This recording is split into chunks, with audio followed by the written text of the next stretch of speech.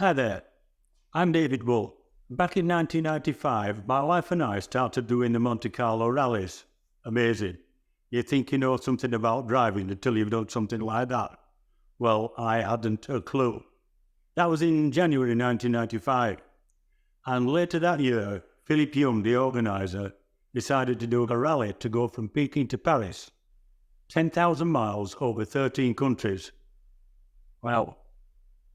So I had a word with her ladyship, and she said, yes, let's go. But I want to take my mother, Ellen, with us. And I thought, what? Blimey. Ellen said, It's an opportunity. Whoever would be invited to be chauffeured from the Great Wall of China to the Eiffel Tower and to see Everest and all the other things all along the road. And I thought, well, this is something I just can't miss. I really have to go on this one. She was nearly 72 when we set off in 1997. No problem at all, an absolute delight all the way. Later that year, we bought a 1965 Rover P5 3-litre saloon. Quite spacious and comfortable, but it needed a lot of work to it to bring it up to scratch, which I did, and I thoroughly enjoyed it. Because Helen was going to sit in the back all the way, I needed to make it nice and comfortable for her. So I went to a scrapyard and bought the front seat out of a Ford car, and then we took the back seat out of the Rover, fastened the Ford seat in the back to the near side, which meant then I could put 2 spare wheels to the right-hand side of Helen. In August 1997, we put the car in a container and shipped it out to Peking. And then a few weeks later, we flew out to Peking. And at the start, there were 96 cars. Wow. Some really old stuff. And what a sight for sore eyes if you're into cars. It was marvellous. Philip had the rally filmed by 3 chaps. First was Paul Hargreaves, who'd done a lot of classic car rallies over the decades. And then Jack Peacey, who used to have 2 of his own BBC television programmes, and Boyd Cochran, a TV cameraman for ITV Studios. They wanted 4 people to carry handy counts, one of which was us because we had Ellen sat in the back all the way. Then there was Andy Mann from America, Rosie Thomas, and the Chelsea girls, Francesca Sternberg and Jennifer Gillies then, but Jennifer Roberts now. After the rally was finished, Rosie Thomas, real name Jane King, wrote a book called Border Crossing about her experiences with her co-driver Phil Bowen. It was fantastic. It was one of those books you'd want if you were on desert island for the rest of your life. A few years later, I had the idea of interviewing some of the people who did the rally about their experiences. There were about maybe 15 in all. There was Michael Vase, Ray Carr, David Brister, Lord Montague and his co-driver Doug Hill, Philip Young, the organiser, Herman Lehr from the Sinsheim Museum, Rosie Thomas, the Chelsea girls, Peter Cordry and Gordon Phillips, his mate, Walter Rosslauf, David Wilkes, and Anton Anderstegger. I was talking to Paul Hargreaves just recently and telling him about the interviews I'd done with people after the rally about their experiences. So he suggested get the interviews and put them onto YouTube and put them into the Peking to Paris rally that he filmed. So that's what this is all about. What made you decide to go on the rally in the first place? Basically, in 1997, with the museum, we had a big success, and so I guess I was a little bored. I got a personal boring out situation of my normal life, and then there was Peking to Paris who gave my heartbeat a little bit faster. I think it's a spirit of adventure that we all want to have, something very special in your life. And a friend of mine told me, if you have ever a chance of a very big dream, never dream it, try to do it. Yeah. You will never, if you don't do it, you will regret afterwards. Yeah. For a very long time. And so I said, okay. I'll have a go at that and ask Gordon, should we do it together? And I mean, Gordon is brilliant on the mechanical, and I just put up the money. That'll be the easy bit. Right. And so we decided we'd do it. I mean, before you set off, you were obviously, you've known each other for a long time and you've been good friends. Yeah. And after the rally, you're obviously still good friends. Yeah. So, but how did he go on together on the rally? How did we Cooked go? up. How did he go on? How did he get on with each other? Well, we had our ups and downs. Yes. Ups and downs. More ups or downs or? No, it's like, I suppose, as Philip Young said at the beginning of the rally, you'll all fall out. And I didn't think that would happen, but it did. I think everybody experienced that the same. Yeah. Because when you're cooped up in a car for 6 weeks with somebody, It's a long time. it's a long time. Yeah. And what did he fall out with? Or nothing in particular? Did you just? Well, I think you fall out over different things for different reasons at different times. You were saying that what would happen to you if I died or broke a leg or? Well, that's me, because I always like to have looked at Fatalist. all the opportunities. No, sort of a pessimist. No, I'm not a pessimist, but I like to have looked Realistic. at- yes, a realist at every angle of something, what might happen. So I said to Francesca before we went, have you considered what would happen if either I or you lost a limb or died on this rally? And she hadn't. Well, I don't think maybe it's normal. Perhaps most people don't, but I Jennifer's like to very be good. prepared. Jennifer looks at all the possible options and then has a plan for them, which is perfect, because I always consider we're completely bulletproof, and it never occurs to me that anything will happen to us and I'll charge off into the blue thinking it's perfectly fine. But luckily I was teamed with somebody who, just in case it wasn't fine, always had a contingency plan, which is what you need. You need to be a good team. But it did make you realise other things. It did. It made me, for the first time in my life, realise my own mortality and the responsibility of having somebody else's life on my hands or whatever, because I've led a very selfish life up until now. I just clear off For and driving. well, I mean, I only thought about it for about 30 seconds. It wore off quite quickly. Did you find that you got to know each other any better?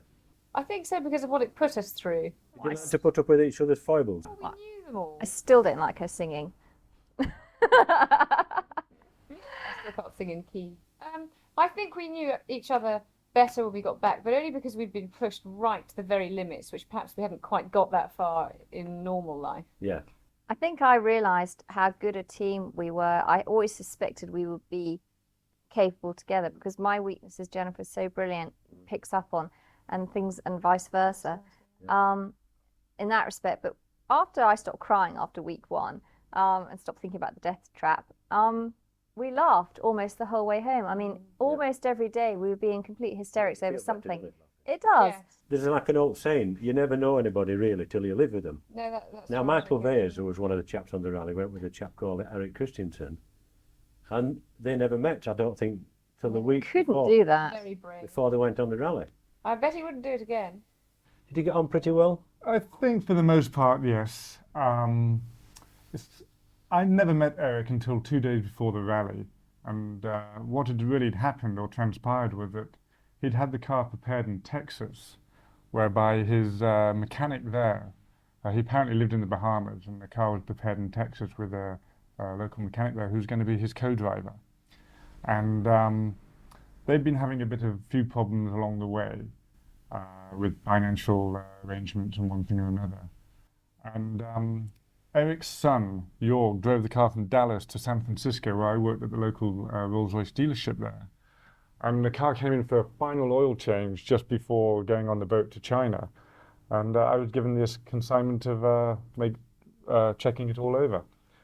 What happened over the next 24 hours is actually quite interesting, because Eric and his co-driver had the final blowout, if you want, of the disagreement. Yeah. And it basically fired him right there on the spot over the phone, and meant that he had no co-driver. So his son, Jorg, came up to me while I was working on the car, told me this story and said, "Do you know anyone who would like to go?" I said, "Well, I'll go. I'll even give up my job to go." And I did have to give up my job, but I was flying back to England the next day for my summer holidays to see the family. And it was just as well, because getting the visas was the biggest problem at that point, which I did, except for the Iranian visa, which I finally got in Beijing. And I finally met Eric. It was supposed to start on the Saturday. I met him on the Thursday before the rally started. And I suppose, really, on hindsight, that was probably the best way to have met, because had I known, we were very different people, and had we known each other before that, we probably... You wouldn't have gone. basically. He probably that, wouldn't have had me, and I probably wouldn't have gone, something like that. No. So You did have one or two altercations, didn't you? But it's understandable, like you said. altitude was the biggest problem we had. Eric suffered from sickness quite badly. He could not acclimatise to the height. We never thought to bring oxygen masks, but a lot of other drivers did. And because they didn't need it, Eric did. And the one instant I remember very clearly was the day we arrived towards the Mount Everest camp, as I call it.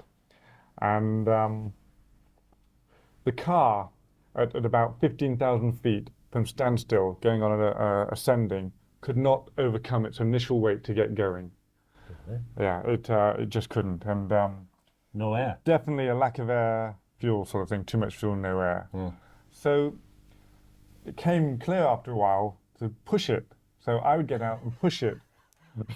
This great big Rolls Royce, while Eric sat there with his oxygen mask, you know, and said, steering it on sort of thing. Yeah. And there was one point where we got going, and fortunately he wasn't able to go fast enough to for me to get left behind, except for this one occasion when this lorry was coming down, these big blue lorries, probably everyone remembers them. China, yeah. Yeah, the China lorries. And he said, had to pull over because this guy wasn't going to stop, and the lorry was bigger than the Rolls, of course. Yeah. So we struggled again now to get going. So we said, we're going to lose weight, losing momentum. And like an idiot, I got out and started pushing. I started pushing, and gradually it just started getting going again. Yeah. And so next thing I knew, he's driving off into the sunset. Yeah. and I'm stuck there, left sort of all alone. And of course, as anyone would, I flicked him the V sign and said, you know, fuck you very much, sort of thing, and carried on walking up the hill. Yeah. He got his comeuppance because when he drove through the checkpoint, they told him, you know, you're almost disqualified.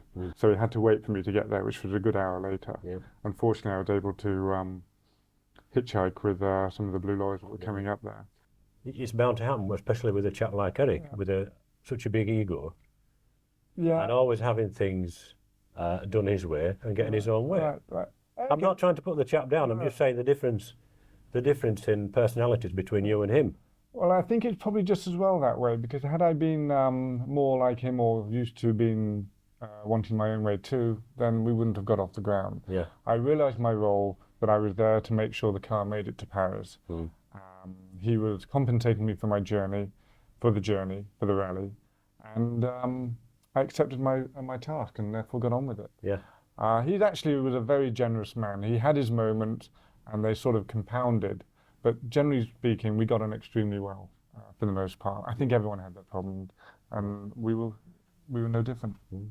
Well, you're learning about somebody in absolute extreme conditions of mental stress, let alone the physical. Yeah, you're only seeing the rally, temperatures. aren't you? You're not thinking, how am I going to get on with this chap? I bet he could be a real bastard. You're not thinking that, are you? You're thinking it's going to be great. Yes, you do. Just think, oh, you don't think anything. So many of the teams. It's going to be amplified. Well, yes, but so many of the teams had serious problems, in-car problems with each other. I mean, there were the pair of Americans who had a punch-up in their car in Greece, and I was so jealous because there wasn't room in our car for a punch-up. I thought that was amazing to have room in your car for a punch-up. Amazing. Well, John, I was coming down the road arguing. He called me something I didn't like, so I poked him. He hit you? Oh, yeah. He called me a stupid shit, and I called him something else. Was he hurt? Well, it hurt my hand. And the other lady driver team, I think they went through sheer hell. I mean, they didn't speak to each other for days on end.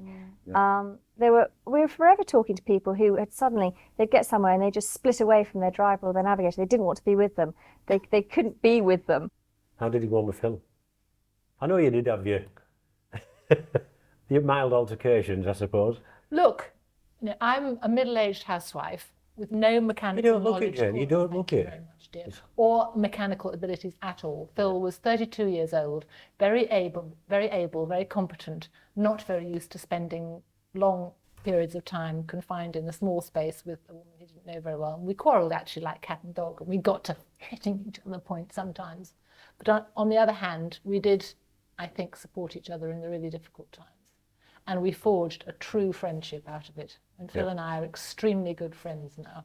And I think that quarrelling like that and going through periods of crisis and catastrophe actually are the way you forge a friendship. Yeah. And can you wipe your feet the next time you get into the driving seat, please?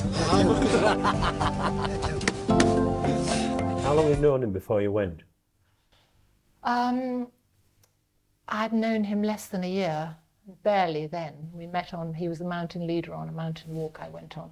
Right. And he just called me up and said, do you want to do this? So I said, okay, without ever thinking about what it meant. And then we found ourselves doing it. So you didn't really know the bloke? You can't say you knew him well. You didn't know what you were letting yourself in for either. I barely knew him. And I didn't know anything about rallying, and I had no idea about any of it. And I think probably if I had known, I wouldn't have done it. So it was a good That's job. exactly what somebody else had just said. In fact, when did you begin to realise you had a bit of an ego problem as far as you were concerned? Pretty much as we pulled away from the Great Wall. Yeah. I seem to remember saying, can I drive? And the answer was pretty dusty, and it remained pretty dusty. He didn't think I was a good enough driver. And actually, to be fair, I wasn't good enough. He drove much better than I did, so in the end I just let him, conciliatory women. And he did well. But I think I did well too. I mean, I turned myself into a navigator, and I'd never done it before. We never lost our way. So it was a good partnership. It was an interesting partnership, and I don't think I could have done it with my husband or my brother or any of the people who are closer to me. Yeah. He's a nice chap, isn't he? He is. Yeah, he's a great I chap. think he's all right. Yeah. He's a good chap. Yeah. He's a man's man, isn't he? Yes. Well, he is, isn't he? Really. Yes, he is a man. You came in, where were we? I think we'd just gone into the hotel in Esfahan, a good, smart, no, it was Pakistan in Lahore. You sat down, and I sat down, and you came across, and I said, how are you doing? She says, I'm just about had enough of Phil. I think he's got far too much testosterone. You were really exasperated. Yes, I was. But actually, testosterone's good for rally driving, don't you think? One of your problems you had was the chap you went with, wasn't it? Yeah. Yeah. So just enlighten us on that a bit, because you didn't really get on, did you? Well, didn't get on at all. I mean, but how did you meet him? Well, because the entry fee was 25,000 quid, and I couldn't afford all that on my own, so I had to have a co-driver. I mean, everybody had to have a co-driver anyway. Yeah. And I advertised in an MG magazine. I had about 40 replies. Oh, did you? Oh, yeah. There was one 25-year-old blonde girl, but I honestly thought, I don't want that. I'm going to do this. I want to drive this rally. But it was so important. I wouldn't want any sidetracking. Falling in love or... Perish the thought of it. Yeah, well, absolutely. I didn't want any complications. I thought, you're going to be focused on the rally every day. I had conversations with a few people, and this Andrew Beddingham from Surrey was on the phone, and he was desperate to do it, and he had the money, and he'd never done any rallies before. He was married, had his own business, and he phoned up constantly. And I went to see 2 or 3 other people. One other guy who was older, a guy called Ian Charnock, who contacted me, who actually entered the original London Peking to Paris in '83. Remember when it was going to run from someone else and it all collapsed? And he was about 50. He was a college lecturer. Very nice guy. I think we would have got on well. Final thing, he had to get a term off work at college. He did medieval architecture, I think. And he'd asked the college if he could have a term off, and they said, you can have the term off if you can get someone else to take over your courses for the whole term. And he said there was only 500 people in England who could do his subject, and he faxed every one of them and no one could do it. And he couldn't go. Then Andrew Beddingham offered to put more money in, and he said, how much do I need to give you to guarantee my seat? And I just went 10 grand, and he went, okay, you got it. And I turned everybody else down, and I met him a couple of times, and we went on a small rally in Spain. And I thought, this doesn't feel right, he's just not my sort of guy. I wouldn't want to spend a week in a car with him. He wasn't very good at map reading. He knew nothing about the mechanics. And everybody said to me, oh, it'll be all right, you'll get used to each other. But you didn't. I mean, from Peking, 3 days before the start of the rally, he fell in love with another co-driver. I thought I was going to say, were you? No. Perished the thought. But he was besotted with another lady out of another car. And they just disappeared and went off together. And after that, he had absolutely no interest in the map reading, in the navigation. All he was interested in was getting to the end of the day and shooting off and finding out where she was and jumping in her tent. Really? And he'd come back at 4 o'clock in the morning. I'd say, have you done like homework on the maps? And he'd go, oh, I'll do it in a minute. And that was it. You know, and he was totally useless. I decided that I was going to do it despite of him. You know, I was going to do it. I was doing the driving, I was doing the mechanicking, and I would basically look over his, look on his lap and see what the road book said. I was reading the road book as well, because I'd say, where are we going next? He'd go, he just wasn't on it. He was thinking about her. And by the time we got to Turkey or whatever, I sort of excluded him from all decisions about the car. Just to be here at 7 o'clock in the morning, get in the car. And he'd just sit there. He was useless. Did he make you feel depressed on the rally? Did you get? Yeah, I got very depressed. Drag you down? Yeah, because I was doing. You know, you could see other teams were like keeping each other together, and you know, each one would. Now you go off and have your breakfast. I'll service the car. Whereas I had to do the whole. I did the whole thing. There was a day in Lhasa when we stopped at a Holiday Inn in Lhasa. We had a rest day, and he said to me, "What's happening tomorrow?" Then I said, "It's a rest day." I said, "We're going to service the car." He went, "Oh right." I said, "Why?"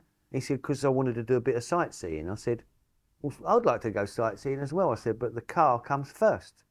We service the car first." And he wanted to go off with her. So like after breakfast, I said, "You come out after breakfast, give me a hand with the car." So we get the car up and I took the wheels off. I said, "Take the drums off and brush the drums out, you know, and do it."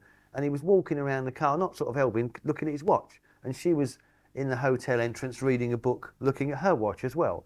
And about 10, I said, "Go on, bugger off." I said, "You're no bloody good to me." And he went, Did you say bugger? I did. I said, "Go on, bugger off." I said, "You're no good to me." And he went off.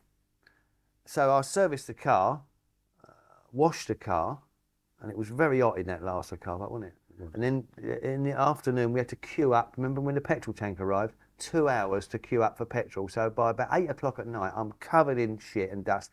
I haven't had any lunch. Lots of other people were working in the car park as well. And I went in the hotel, and I went in about 8 o'clock at night. I hadn't had a bite to eat, and I was absolutely exhausted. And this is your rest day. And I go in the hotel, and I said to Andrew Snelling, the Australian guy who I became very friendly with, I said, "Andrew, have you seen my co-driver?" And he went, "He's in the restaurant having his dinner." I went, "Oh, right." So I goes in this restaurant. I've got a pair of shorts on, a T-shirt, looked like an oily rag, and there's these two, all coiffured and showered, sitting in the, you know, with a little candlelit dinner for two. And I went, all air conditioned. I went in there, I walked strode across the restaurant, and I went, "Oi," on his shoulder. And he went, "Oh, hello, mate." And I said, "When you finish your dinner, I want to have a word with you upstairs in the room." And he went, "Okay." And I went off, and I was like fuming. And I went upstairs and phoned my girlfriend, and I said, "Oh, well, that's it. I'm going to give him both barrels when he comes up in now. He's finished, he's out, he's dead."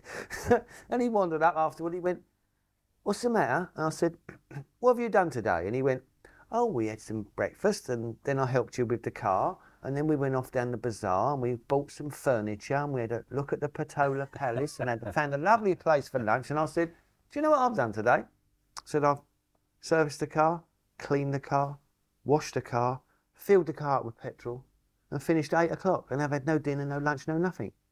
I said, "So I've done the whole thing." I said, "So as far as I'm concerned," I said, "when we get to Kathmandu in 4 days' time, you're out the car." And he went, "Oh, why?" I went, "Because you're useless." I said, "You ain't doing anything. You're not helping at all." You should have made him do it. Well, how can you make him do it? You've got to do it. One place in Iran, I said it dragged you down, didn't it? It dragged you down. But it made me feel stronger. I thought, I'm going to do it despite him. Mind, you can always mix with somebody else as well. Well, this is it. You make friends with other people. I mean, right, and sometimes you got desperate. You talk to people like you, but you know, like in Iran one day, I said to him, "I've taken the wheels off. I want to brush the brake drums out." And I said to him, "Put the wheels back on." Simple enough, isn't it? Austin 1800 wheels, steel wheel with the little recesses for the bolts, you know? Yeah. And the bolts have got a little chamfer in them, haven't they? And a thread on them. Yeah, but they've got a chamfer where the bolt goes in. Yeah. He put the wheels on, and I walked round, and I said, wait till I drop it on the ground, and then we'll just pinch them all up. He'd put all the wheel nuts on back to front with the chamfered bit sticking out. And I said to him, "What have you done that for?" And he said, I said, "Notice little holes in wheel, little." I said, "That's for the little shape bit of the nut to go in the wheel." And he went, "I didn't know that." And I thought, I'm driving across Asia with this guy. So I said to him, "In future, don't touch the car." And I said to him, like, in Kathmandu, 4 days' time, you're out the car. I've got someone else to come in the car. I didn't have, but I just wanted to frighten the shit out of him. And he said to me, "Oh, you can't do that." And I said, why can't I? And he said, I'll put half the money in. I said, I've got the car keys and it's my car. If I say you're out the car, you're out the car. I've got someone else coming in. And I said to him, when we get to Kathmandu, 4 days' time, you're out the car. Yeah. I said, because you're not pulling your weight and you're less than useless. I said, all you're interested in is her. Yeah. And he said, oh, I'll try and do better. You know, he was going to try and do better, but he didn't. I mean, he wasn't capable of doing, but he wasn't capable. He didn't. Yeah, we're not his thing, was it? No. Just not, he wasn't cut out for it. At the end of the day, I haven't seen him since. I don't know why he went. He spent all the money on it. He hated the trip. He didn't like any of the people or the country. And I said to him, well, soak all this up, because this is going to be a memory for the rest of your life. You know? Yeah. Oh, it's hot today and it's smelly, but soak it all up, because this is going to be a memory. And he just didn't enjoy it. And I thought, he's missed a wonderful opportunity. Yeah. He didn't take anything away from the trip. And last time I saw him was in Paris. I said, get your bag out of the car, because I'm going to lock the car up. And off he went. He could see you could do the mechanic. Yeah, so he just to walked leave away. it to you Oh, yeah, away. yeah. But if he'd have been a different sort of a character as well, and you'd realise that although he wanted to help and he was willing, you could have forgiven him, couldn't you? If he'd have tried. Mark Clabine had a serious dental problem. Mark Clabine said to John Nick one day, I've got a terrible toothache and the pain's going up into his head. Is that right? Mm-hmm. And did you then say to him, you must get something done because if it gets to your brain, you're going to have serious trouble? Yeah, let's say, as I'm a dentist, okay, we brought some dental equipment with us, only the most necessary, let's say, an anesthesia, some gloves, some instruments, and of course something, how would you say, extraction fork? One, I said, oh, let's only take one fits all. Take a universal one. This was just for emergency, because we were going out to China and it was for a while. And I said, if I can do something to anybody, that's the only thing. In the beginning, we don't need anything. But then I think we made one thing in China, in Beijing still, and then in Lanzhou we had some little repairs, let's say provisionary fillings going on. That was easy stuff. And the only serious thing was with Mark Labine there. I think it was in Lhasa. It was before the day off. And I cannot explain exactly what's going up on medicine side, but he had an infection from a tooth that was obviously, and he got some antibiotics. But normally the antibiotics show rather good reaction after 1.5 days, should do. And he took it already for 2 days, but it was not going off. The infection gets more and more. This dangerous thing is the infection raises up and coming up here. Here are some blood vessels going to the brain, and you can have, with the English word, the brain skins can make inflammation. So this can be very serious. Yeah. And it can come from a dental infection that got up here, and when it's getting up here more and more, then it's getting really rather time to do anything. I didn't want to do anything like this, but he was coming to me and said it's getting more and more, and he wants me to take everything out if I can help him anyhow.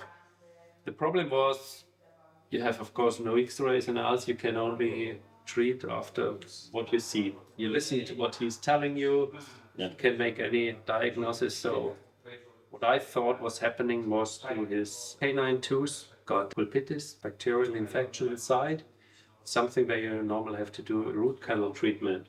Yeah. But of course you cannot do a root canal treatment up there at Lhasa. And I think it was for sure a relation to the high altitude where we have been, because I think the infection would be another way downstairs. The problem was we couldn't see a carious lesion, so we don't know why this infection was there. The problem was the canine tooth was connected to a bridge, so it was not a one tooth problem, it was a tooth section problem. Right. And he said, it's connected to a bridge from the canine to one of the side teeth. It's not so easy. I cannot help you because we cannot make a root canal and I cannot take the whole bridge out. Yeah, take it out. No, it's not possible. Think about it. It's a canine. The canine is rather good and valuable tools. We cannot take it out. This is a canine here. I said, yeah, take it out. They want to go on with the rally. It was a canine. It was a canine, yeah. I didn't realise that. I think it was. So, a dentist never touches a canine so easily. No. And even if you cannot see the reason And I said, okay, if you really want to do a treatment, you try to cut the bridge. Right. Because, okay, if you take one tooth out, even if it's a canine, if you insist, I do it, but you must insist really. Yeah, insist, do it. And then I said, okay, we try to cut the bridge. But normally you have a dental turbine or a handpiece where you can cut it easy off with a metal cutter and else. Yeah. We of course had this not, but okay, we had car equipment with us, so we put the junior hacksaw. Yeah. I think somebody was asking, has anybody got a hacksaw? Is that right? Come back Yeah, we looked around and I didn't know if it really could go. We had no experience. Of course, I had an anesthesia. He got an anesthesia for the tooth because we didn't hurt the tooth in that moment. Of course, it was just a cut in the bridge, but the tooth was moved, and of course, this hurts. And he was sitting there and let this treatment go. And the problem was, I know we could cut the metal segment of the bridge. Let's say bridge is inside, it's a metal structure that holds everything. Yeah. And then it's a porcelain all around it to hide the metal, to have a good view to outside. Yeah. We know we could cut perhaps the metal inside, but we don't know how the porcelain would react to this treatment. And of course, we couldn't use the saw, only the blade.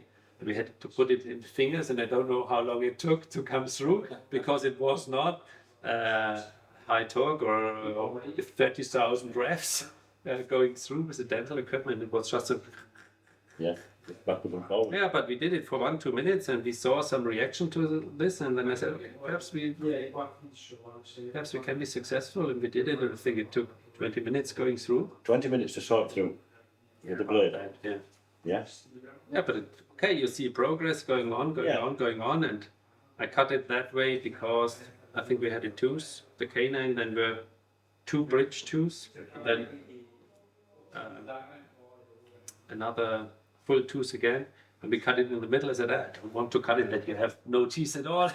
It's 3 teeth missing. We don't want to do that. So cut it in the middle. This cannot be for a long time. And then, I'm going a few days, I'm flying home to London, I have a good dentist, he makes an implant, don't worry about anything.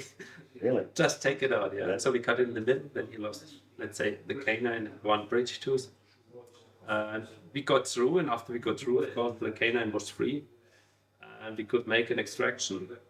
I was not so happy after the treatment than he was, because, okay, we make an inspection before, and we touched it and here and that, so it was quite clear it must be the canine. But when we took it out, normally if you take it out, you can see something, and you see little structures, tissues, or anything like this. But it looked rather sane that I didn't tell him really, but I said, okay, let's see what's happening. But I said, can be the wrong tooth as well. Don't do it. So we did our best, what we could do under this circumstances.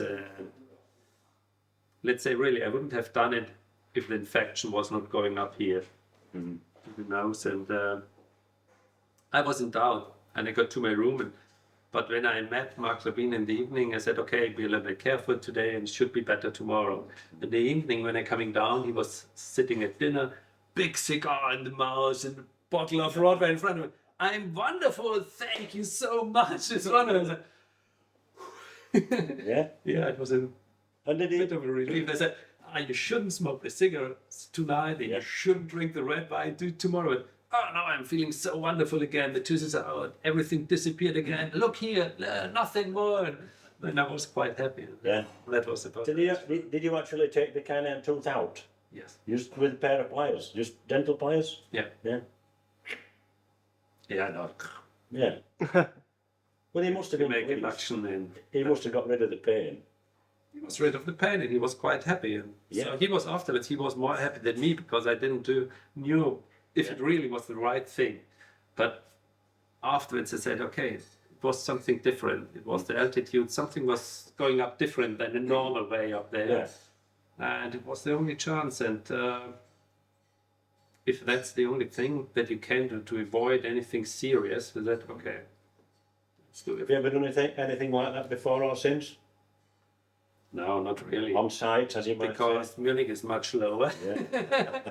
And we have better equipment there. Yeah. So we're doing our normal jobs, but yeah, if something is... But you had no anaesthetic. What did you use? We had anaesthetic. You had some anaesthetic? We had anaesthetic. And some whiskey? I think he used some whiskey as well, but... Yeah, Somebody told me. I think, yeah, he got something in between. I think he did, because I think... I said, is some whiskey all right? I said, yeah, do it, it's all right. And it makes some... It kills bacteria, so that's quite good.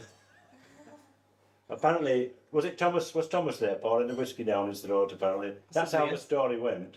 He must have been pouring it on his head and down his throat. Yeah. I suppose it stops you thinking about it a bit. But it must have had some pain, though. It must have been. Helen. Was there a lot of blood? No. No? No, because the anesthesia, it has also... Anticlot. I call it vasoconstrictors. Anticlotting. So, yeah. Yeah. So it was not lots of blood. That was some... The problem was, by the sawing, you were pulling the whole bridge, and pulling the bridge was pain, because if you have an infection, it's not the pain inside the tooth, it's the pain around the top of the root, because there's the infection, there's the inflammation, and moving the tooth makes pain. And of course, taking it to pieces with a metal saw, that's not so nice, I would say. I can imagine. Must be a pity. I had always a little bit pain. It was sweating. He was sweating. I was sweating. So I bet you were. And you took 20 minutes sewing. About 20 minutes. Yeah, about, yeah. Yeah. Yeah, it's tough because you have to press it so, but yeah. Okay, we dentists have we have some strengths in our fingers, so yes. We are doing this instruments all the day now. It's a good story to tell your grandchildren. Yeah, I keep remembering to the story very often, because on the next day he came with what's the name? You know these paintings from Nepal? They are on clothes, and they are very little paintings with gold and anything like this.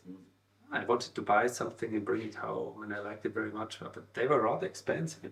Mark Labine bought me a very nice one. He said, "Oh, this is a present." Yeah. And he got some other stuff. Take it home, remember it always. And it's still hanging at home, and we were just rebuilding our house with a new apartment. And this picture is still there. Got a new special place. We're always looking to it. It's remembering that story, of course. So this is the photograph this is Mark. This is Mark. This was a situation in the parking area of the Lhasa Hotel. Hey, what's all this here? These fancy gloves you've got on? Yeah, these were dental gloves, of mechanics course. gloves, them? No, these were dental gloves. And they were still in good shape, because these were operating gloves. Yeah. Mark's holding the mirror. So what made you decide to take this car? Well, this was really a good touring car. I mean, it was it's fairly robust. The disadvantage was, of course, it had two-wheel brakes, but we managed to do things with suspension. I mean, there's a lot of modification which Doug did. And what made you decide on the 1939 Ford? I knew it had a flathead V8, and they were very reliable engine in World War II. A lot of the equipment was powered by that flathead V8, and I already owned it, and so I decided it would be comfortable. I had hydraulic brakes, and I could fix the car so that it would be in good shape. At the beginning of the whole thing, when I heard Peking to Paris, this book is in family since I'm 15 or 16 years old. Original Barzini book, it's from 1908.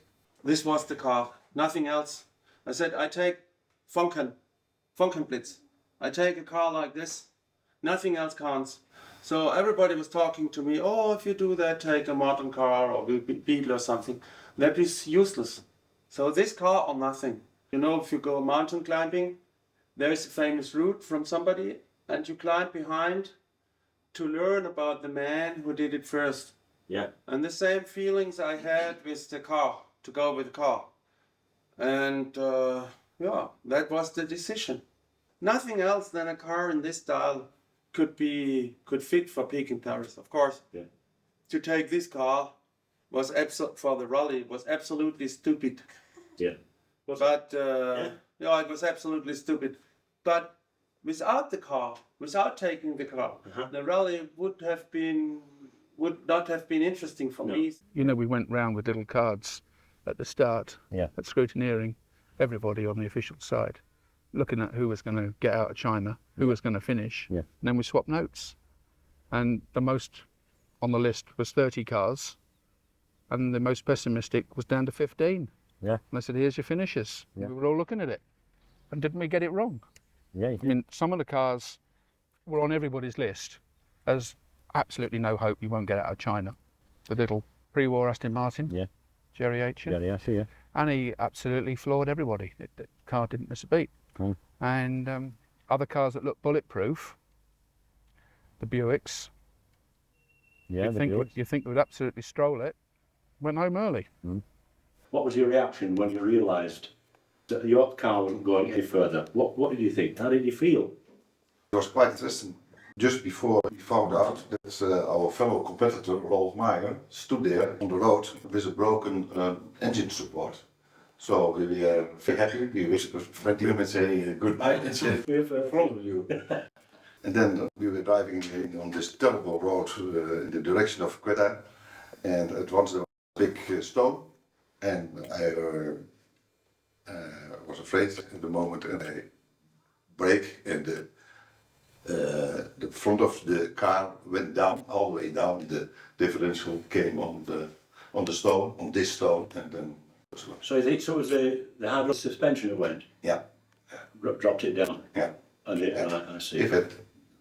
If I had not brake at that moment, then we had no problem. And the casing of the differential, which is integrated with the gearbox, was scattered all over the place. The first reaction was, oh shit, this is the end of the. That was clear to me, absolutely clear. This thing is broken, and I cannot repair this here. And this is the end. I mean, there's a lot of modification which Doug did. They actually did us very well. We were let down, unfortunately, by the engine, but not with the suspension or with the fan. No. Yeah.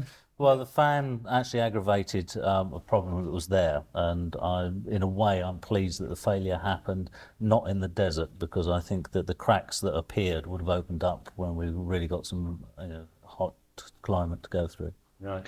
I think it's better off now that you didn't make it, in a sense, because it would have had quite a lot of bashing around. It is a very valuable and important car. Yeah, yeah. What happened? Did the fan leave and smash into the radiator? Yes, well, that is what happened just after the start, about 5 kilometres after the start. 5 kilometres? Yeah, and that's... What did you think then? Just before, what did you think? What was your initial reaction? Well, I think Doug nearly burst into tears, and I nearly did too, because it was quite serious, and it was pouring out in the road. Yeah. And everybody was marvellous. They did come and try to do their best, and we did keep going another 3 days after that. Right. With every sort of but the time came when we had to really say enough is enough, and then I had to desert Doug and tell him to get the car back to Peking, which he did very well indeed, but not without some adventures too. But you had no breakdowns, did you? You sailed through. I didn't have any breakdowns. No. Didn't have any problems, really. When was the first time you broke down? We broke down on day 2, I think it was. Very sad. We broke down a fair few times after that Yes, as well. we had lots of bad downs and lots of high ups. So there were some huge peaks, and then there were some very major troughs, and it all happened within a very short period of time, which is very odd. You don't normally go through life having those kind of feelings slapped together that quickly in such a short period. But they, every day there were ups and downs of magnitude. We had a lot of shock absorber problems, particularly structural problems with the car. How many shocks did you get through? A total of 14, and I don't think that at any time there were 4 same shock absorbers on the car. Really? Well, sometimes there were no shock absorbers on the car, and the 14 were in the boot, which of course is the best place to have them. So the second day was the first breakdown? Yeah. And every half an hour after that, I suppose? Near enough. No, it wasn't, not quite that, but a lot of the shock absorber broke, and then it would break again, the same problem, until we could get it welded somewhere in China, which was difficult because they don't speak English. It was about 9 o'clock at night the first time we got it welded. They didn't know what I was talking about, how to draw it in a diagram. And then about 9 o'clock they wanted to stop and have their rice and their supper. And I thought if they go, they're never coming back. So we couldn't let them go and had to keep them in the pit until they'd finished what they were doing. The next morning, 5 minutes out of the town, it went again. The trouble with our car was that shock absorbers fit into something called an A-frame, which has a plate. And it wasn't the shock absorbers that were breaking. The shock absorbers were breaking the plate and breaking the A-frame. So every time we broke another bit off it, it was turning itself into a rather remarkable welded piece of jigsaw puzzle. And although the shock absorber isn't vital to your car working, which we discovered on day 2, it is vital to the way in which it drives. So the car turned from being quite a nice car to drive into this sort of wallowing ship that lurched and belched its way along, which if you'd suffered from travel sickness or in any way motion sickness, it would have been lethal. It was nothing dire that you couldn't mend. It But was at just the time it was, because we didn't know very much. But it all became part of the fun. You didn't get into a really low ebb because you were breaking down. Oh, we did. Oh, yeah. You did. I That was cried. yes. It was our Day biggest problem. We thought it was almost the end every time it happened. Did you? For a little while, yes. Oh, definitely. We just didn't know. If we knew what we knew now, we wouldn't be so worried if a shock absorber. But because something broke and didn't work, it was a complete disaster. It's all very well to laugh about it now. It is funny now. It's It is funny ridiculous. now, yeah. And it makes us sound so really dumb, blondish and stupid. pink fluffy bunnies, I think Yeah. is the But phrase. Francesca had a very sort of now funny story about the first hotel where the main mechanic said something to her. Jennifer had run in with a book, as she does, to get a stamp, and I'd asked the chief mechanic, Tony Folkes, if he'd checked Gordon over. Gordon is the Volvo Amazon that Jennifer and Francesca. Named after Gordon Bennett, which was the first thing we thought of when we saw it. Gordon Bennett, I can't believe we're going to have to drive that. So Gordon was in the car park and Tony came out and he went all round Gordon and looked in the bits and pieces and areas. And he came back and he said, well, Francesca, there's only one thing I can really say about your car. Not only is it a death trap, it's a fire hazard as well. And I said, why, what do you mean? And he said, oh, well, the petrol cap doesn't fit properly and it's situated next to the battery, so you've got petrol fumes and petrol slopping over your battery. You've got no expansion chamber on your radiator, so the likelihood of it being able to get out anything higher than a large molehill is unlikely. And there is nothing safe on the car at all. Everything is absolutely dreadful. I can't believe you even got to like the harbour with it, let alone here. And I was trying to be brave about it, and I thought, I can't tell Jennifer, because if I tell her, she'll panic like I'm trying not to, and then we'll both be panicking. So at least if somebody's calm and we're in better shape. So she came back to the car, and I was going, trying not to cry, and she said, what's the matter with you? And I said, nothing. And she said, well, if there's nothing wrong, then get on and drive the car. So we drove off, and about 3 minutes later, the shock absorber fell off. And at that point, I burst into floods of tears. And Jennifer said to me, I don't know what's the matter with you. It's just a shock absorber. Get a grip. It's just a shock absorber. And I was going, and I couldn't tell her it was just a shock absorber and a fire hazard and a death trap, which were the two more slightly important things. So that was day 2. And then a nice Chinese man came along with a bowl of washing up water and a piece of soap because we got dirty under the car fixing it. And that made me cry even harder because it made it so awful that somebody from nowhere could be so generous and so kind to us. They'd brought us water to wash in. And we were driving around in this death trap and fire hazard. And it was very overcoming, really. Jennifer wanted to slap me because she didn't understand why I was so distressed over a shock absorber. So what was the lowest point of the rally then?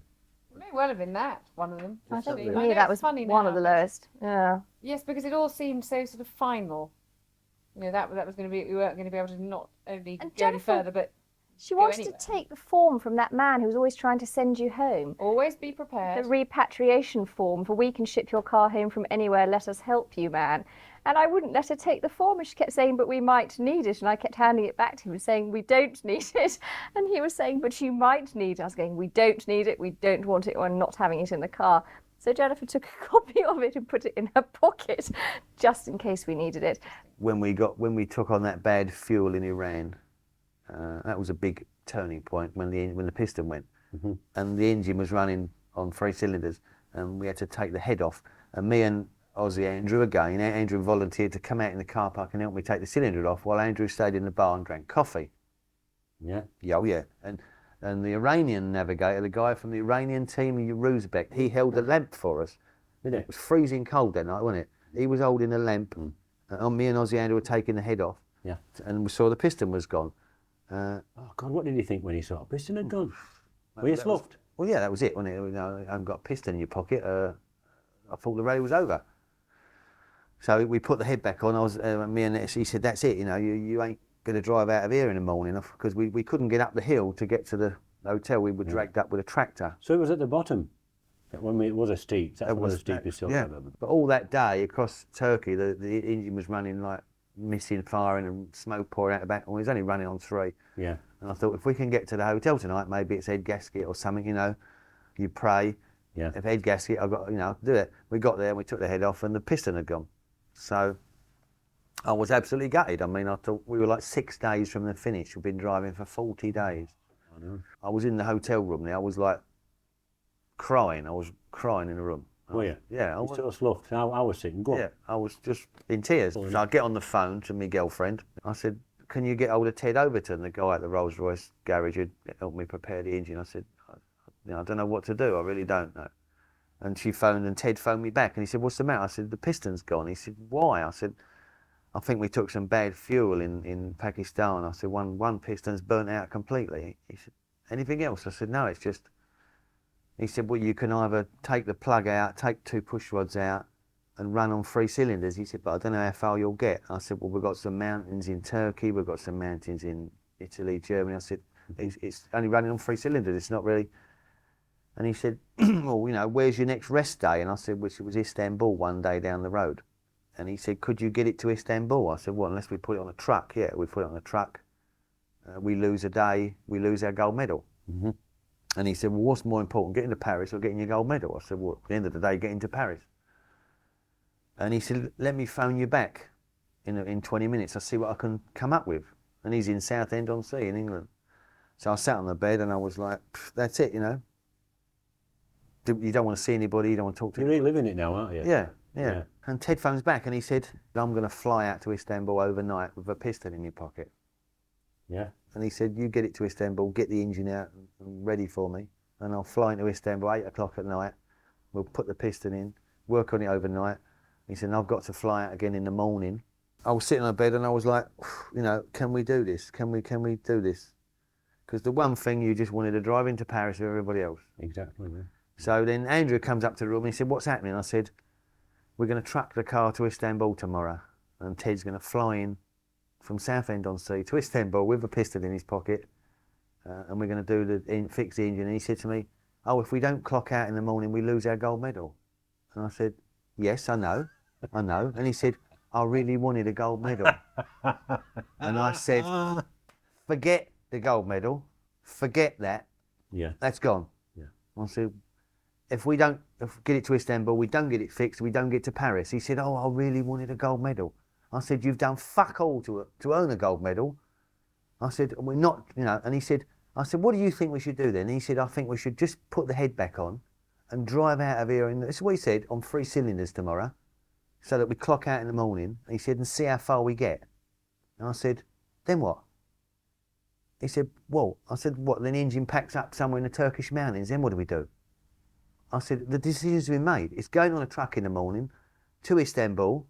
We fix it. We drive to Paris. He said, I don't agree with this. I said, well, you don't do what you like. Now, fuck off. And he slammed the door of the room and went out. And he went down to the bar, and I'm sitting in there thinking, oh, God. That's where I saw him. He come storming down to the bar and started moaning at everybody about Dave was going to put it on a truck. He was sat at the bar, and I said, what, you're looking a bit miserable. And he said, oh, the engine's gone, and he wants to do this, and he wants to do that. And I thought, what a bastard that Wilkes is. I did. I thought, hang on a minute. You know, it came out, it was so plausible. It came out with a really good story. I thought, you must be a right miserable twat. Well, what was the alternative? Well, the choice was... Of course it was. Once the gold medal's gone, forget that. What's plan B? Get it to Paris. Truck it to Istanbul. Yeah. Fix it. You know, Ted's got to fly in and all this. We worked on it all night in Istanbul. We drove out with everybody on the next morning. It took us, Ted worked from 8 o'clock at night till 4 in the morning. He took a taxi straight back because he had to be back on the Saturday morning because he had Edward VIII's Rolls Royce that he'd been restoring for 20 years. Yeah. Edward, the one who abdicated, he had his Rolls Royce that he'd restored. He bought it in a barn in Yorkshire. He had the chassis and the engine, and it was going to be started up on the Saturday morning for 2 prospective buyers that were flying in from the Bahamas, and he had to be there to start it up. He said, I've got to fly straight back. And the 1800 was running fine. And you loved him, didn't you? Oh, I still see him now. I mean, he's, you know, I'll take my cars down there to mend it, but it was just someone giving you a new lease of life. You know, I'm going to fix your car and you're going to drive out, and we drove out of everybody else, and that was it. Yeah. And through the whole thing, Andrew was absolutely useless. He was just I think you're making the wrong decision. I said, I don't care. The decision's made. That's what's happening. Right. And on reflection, it was there was no other choice, was there? You're not going to drive off into the mountains with a sick car, hoping you might get somewhere. No. It's not going to happen. I said, made the right decision. It's not going to happen. You've got to make it. Somebody has to decide, isn't there? And all of a sudden, after him putting nothing in, he wanted to make major decisions about. I said to him, the gold medal's gone. Yeah. We're going to get a finisher's medal. You know, some people aren't even going to get a finisher's medal. I want a medal. I want to finish this bloody event because I put so much into it. Yeah. And that was the one decision I made. And he went off and went downstairs and moaned at everybody in the bar. Oh, David's going to do this and Wilson's going to do that. Yeah. I couldn't care less. The car was on a track. He didn't realise how lucky he was, did he, really? No. One of the things I did want to try and record were when people broke down, especially in, what do you say, remote areas. And some people did. There were some really good stories. Your story amused me when you were in Turkey. You were driving along and the back wheel fell off nearly. Yeah. Would you like to expound on that a bit? What had happened, I think what had happened was the wheel lug nuts had basically worn loose because I think we were going to work on the brakes the night before in Iran, in Tabriz. And there was some other fellow working on the other side of the car and I was working on one side. And I don't think he tightened up the lug nuts quite so tight or tight at all for that matter. And as the day went by, Eric had fallen asleep, as he often did in the car, on a sunny afternoon. And I kept hearing this sort of clunking noise in the back. So I slowed down, opened the door, and sure enough, it was like 3 wheels on my wagon sort of thing. And it was, ready to drop off. So I stopped, pulled over, and... Before you go any further, what was your reaction then? I just thought for that moment, well, I'll just get out, I'll tighten up the lug nuts, and carry on our way. Yeah. But what had happened was they had started coming loose, and they'd completely destroyed the threads, as well as elongating the holes of the wheel. Yeah. And so it rendered them, I couldn't tighten them up, and I couldn't take them off. And the Turkey television crew were desperate for, because we were the first afternoon in Turkey, they were desperate for a story. So they honed in on us. Really? And, they watched us like a periscope sort of thing. And I thought, what are we going to do? I can't get it off, I can't get it on. So I tightened it up. So I was told of a village about 5 miles up the road. We drove very gently up there and went into this farmyard, and there were these guys, 4 of them, working in a farmyard sort of thing. And he gets out this great big cutting tool and starts cutting away at the wheel. And I thought, this is it. Well, we're never going to finish here. This is the end of the journey because they're going to completely destroy the threads and the lugs. And they're going to have nothing to put back on because there was nothing really left. And on top of which, Rolls-Royce Engineering use reverse thread on this side of the car, as part of their design. So there I am, taking the new wheel out, and they're cutting it up. And all of a sudden, they come out with 5 studs, perfectly matched in size, length, diameter. They put the wheel on, get the studs, and then with the air tool, literally bring the studs through the hub of the axle. Yeah. And within 5 minutes, we're off again. I couldn't believe that, Jack. I could not believe it.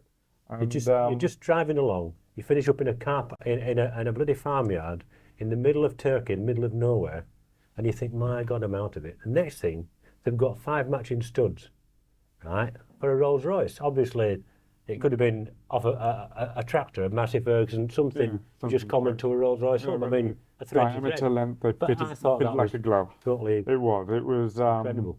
That was, in all honesty, the only real trouble where I thought this could be a serious problem here. Because I thought, if I've got to take this axle apart and one thing and another, or we're going to take the axle out, you won't be able to match it up. Nothing sort of matched up with the Rolls Royce unless. You didn't think you were out of it?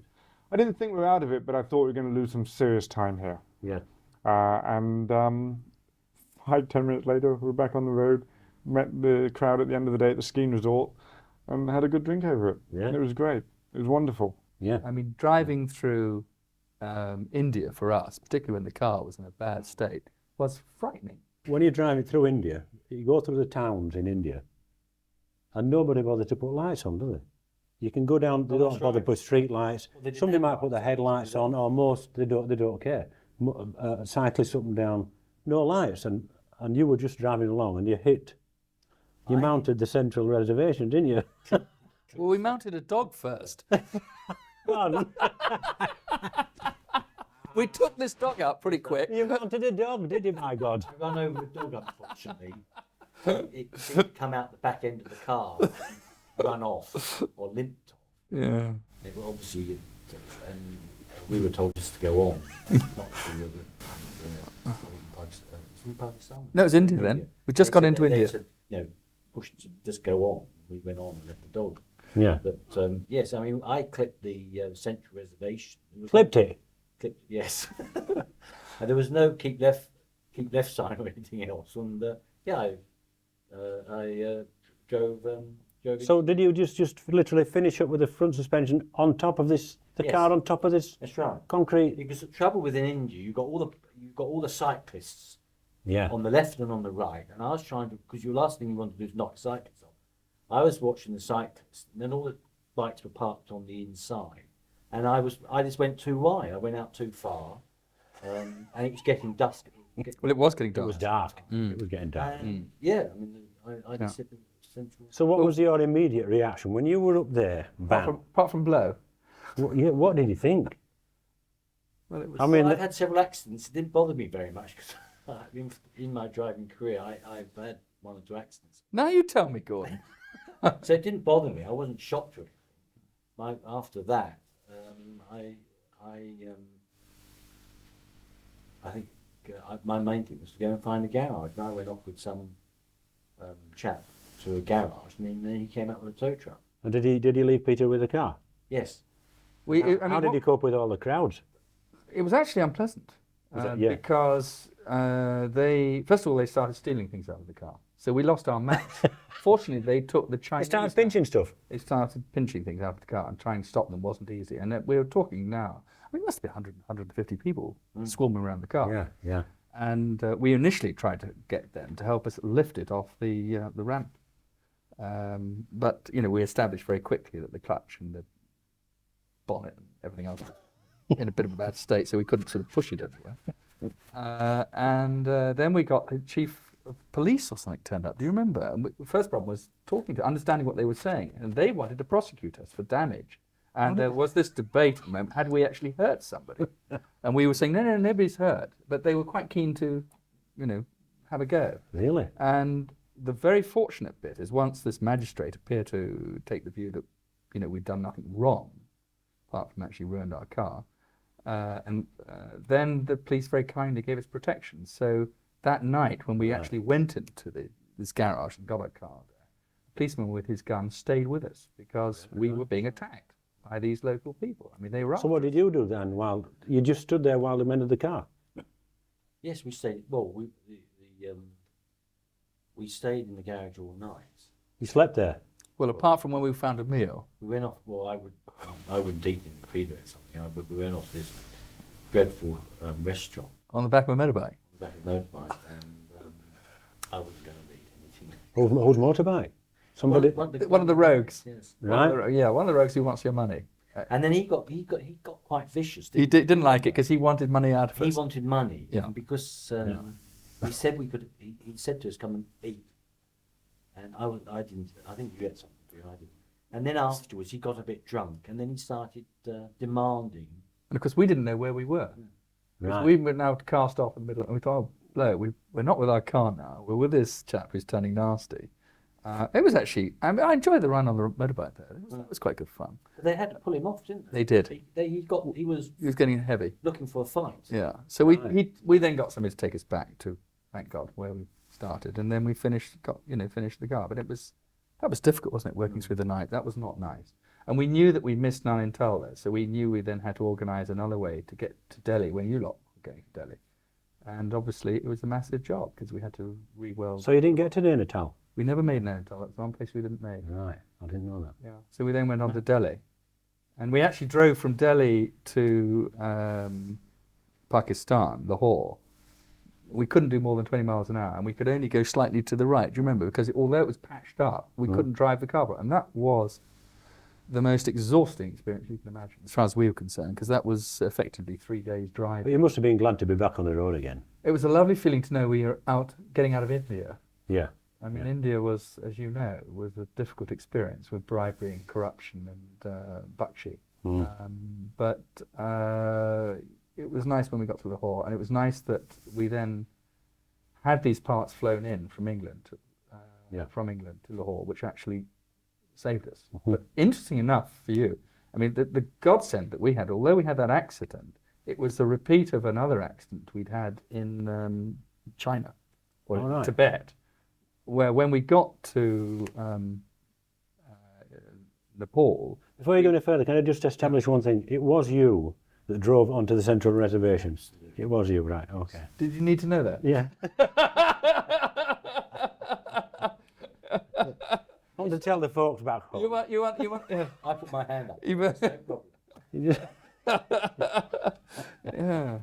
So go on, you were saying about it. Well, I was just saying the lucky bit was, you can imagine with that car patched up, if we hadn't have got the replacement parts at Lahore, it would have been an absolute nightmare. Yeah. We got the replacement parts because of our experience in Tibet and ordered them when we got to Kathmandu. And then, assumed that we'd do it up when we got to Lahore, but it was the same part of the car that was damaged. I mean, that was just sheer luck. Right. That we damaged the suspension in the same place. So what happened in Well, what happened in when we came out of? Do you remember that awful place called Choksam? Choksam. Coming out to go to Britain. Down the long. Everybody got stuck. Well, we damaged the car beforehand because a couple of days before we went off the road, didn't we? We hit some bad rocks and damaged it, and obviously there was a progressive problem. And as we were coming down the mountain from Choksam, the car was slowly. We could actually feel it collapsing, and we knew we were running out of time. Good feeling. Oh yeah, the car was tilting. To the ground. It was getting closer to the ground all the time. And we just hoped, to 76. It was awful, wasn't it? We just thought, get us out of China. When we saw the bridge, we thought, yes, we're going to get out. I did. And we just didn't make it, and the car collapsed just before we got to the bloody bridge. So that was the bugger. Really? Excuse the English. So what did you do then? Well, we literally looked at it. We got a Coke was the first thing we did. The first thing we did, because Cokes were great when you're hot. And we looked at it, and I remember saying to Gordon, can we repair this? And your view was it was a big job, and you couldn't just do it on the side of the road. So we went across the bridge, didn't we? Well, we went across the bridge to get the lorry. Yep. They wouldn't come across because it was a different country. Yeah. I remember the bill was $150. Remember that bit for the lorry. We then the support team then with us managed to drag the car with us. Brilliant. Across the bridge. You dragged it? We dragged it. Dragged it along the ground. The suspension. Yeah. Suspension arm. And the fear is, what was it doing, the bloody car? When we got to the other end, we then put it in a dip. And then we built, they wanted just to shove the car into the lorry. So we put the lorry into a big dip. You may recall it was the bit where the river was. And then we built the lorry up on bricks and boulders, which we got from the mountains, and got the local people to help us. And then we put planks, and in the end, what we did was we dragged the car across the planks into the lorry. And that took about 5 hours, 4 or 5 hours. Did it? Hard work, yeah. And that was amazing to have done, as far as we're concerned, because we really thought that this was hopeless. And the real joke is, David, that when we got the bloody thing in the car, and to go to Kathmandu, halfway there, all right, it's now night, the bloody lorry collapsed because the leaf springs went. Did it? We had to repair the leaf springs of our car. We had a big mechanical breakdown in China as well. Whereabouts were you remote then? Because what interests me is if somebody is breaking down in a remote area and you think, Christ, what am I going to do? It couldn't have been more remote. It was that day we'd just come over the Kunlun Pass, and it was one of the camping nights. It was Tuatahean Camp, and we had the wrong ignition coils fitted. Our original coils were no good. We'd had new coils put in, and they were overrated for the car, and in the end they blew the points. So how far had he gone when he broke down? That must have been about day 7 or 9, something like that. It was about halfway through the first What did he day. think? Were you pissed off? Oh, What did you Just really thought, think? I can't bear this. This is the end. We were in equal first position, although I have to say that was with about 20 others, and we went down to 61st in the space of one afternoon, and we had to be towed in to the camp. Did you? Yeah, yeah. That was before they changed the rules. It's okay to be towed at that point. A lot of other people broke down on the same day. It was snowing. It was in China. And I just remember standing, Phil was trying to repair whatever it was, trying to change the distributor, with a circle of Chinese people standing around looking. It's terrible. And all with their hats on their backs of their heads and their pans in their pockets, just standing looking. I remember thinking, we're never going to get out of here. We're going to be here forever. This is the end of it for us. And then the mechanics, Trev and Jingers, pulled up in the Frontera, and Jingers stuck his head out of the window and said, "What's up with you guys?" And I could have kissed him. And they just got us on the tow rope and pulled us in. Yeah. And once we were in camp, Phil managed to fix it. But it was a very nasty moment. But I have to say that was our only really bad breakdown time. We had a lot of spares with us. Overall, I think, from the view of behind, much too much, because our little car, one of our mistakes were we gave too big load for our little car. So I would take nothing of that stuff again. I would take some tools and that's it. And I think we all learned what you all can do with nearly nothing to the cars. You can repair with. Yeah. It's amazing what you can do when you're under pressure and you've got to do something to get out of a situation. Your brain seems to go into overdrive and you've got to do something, and you do. And they can do. We always want to make a perfect repair that keeps the next 10 years. But if you think only for the next 10 days, there are a lot of repairs. Oh, okay. Did you ever, at any time on that trip, during that, nearly 7 weeks, was there any time that you thought you were not going to make it? Yes. Really? Did you think you might not get home? Yes. Seriously? Yeah, seriously, because just at the highest point, let's say at the highest pass, we broke our chassis, and it was serious because it was a crack in the back before the rear spring hanger, and it was nearly going through. We had a very slow rolling down then, and had it was not a Chinese village, it was one house in the mountains somewhere, but they had welding equipment and we got a welding there. But it broke again, and we thought, we are so far from home, so many problems ahead. How can we bring the car home? And one of the major components, like a broken frame is a broken frame. It's more than a broken wheel. At that point, I thought we will not do it. But we had some luck because we had some other problems 2 days before, and we phoned our mechanic, Malcolm Chantry, and he was already on the way to Kathmandu. So it was just... Was it? Yeah, it was just a task to come to Kathmandu, and there he gave us a good helping hand, and we put everything together. From there on, I would say, from Kathmandu onward, I believe, we'll do it somehow. But the 2 days to Kathmandu were a long trip, and a lot of doubts. We lost a back axle, the rear half shaft, in Austria, and we stopped. And I was sat in the car, and I just thought, we've come all this way, that's it. But like you were saying, your mind goes into overdrive. So you do something, don't you? Because you think, I've got to get there. And so you did. What hit me was about breaking down. When we were in the river, we got through, and I was watching people where they went, and I could see how deep and how shallow it was. And somebody went through and struggled a bit, so I thought, right, I'll go a different way.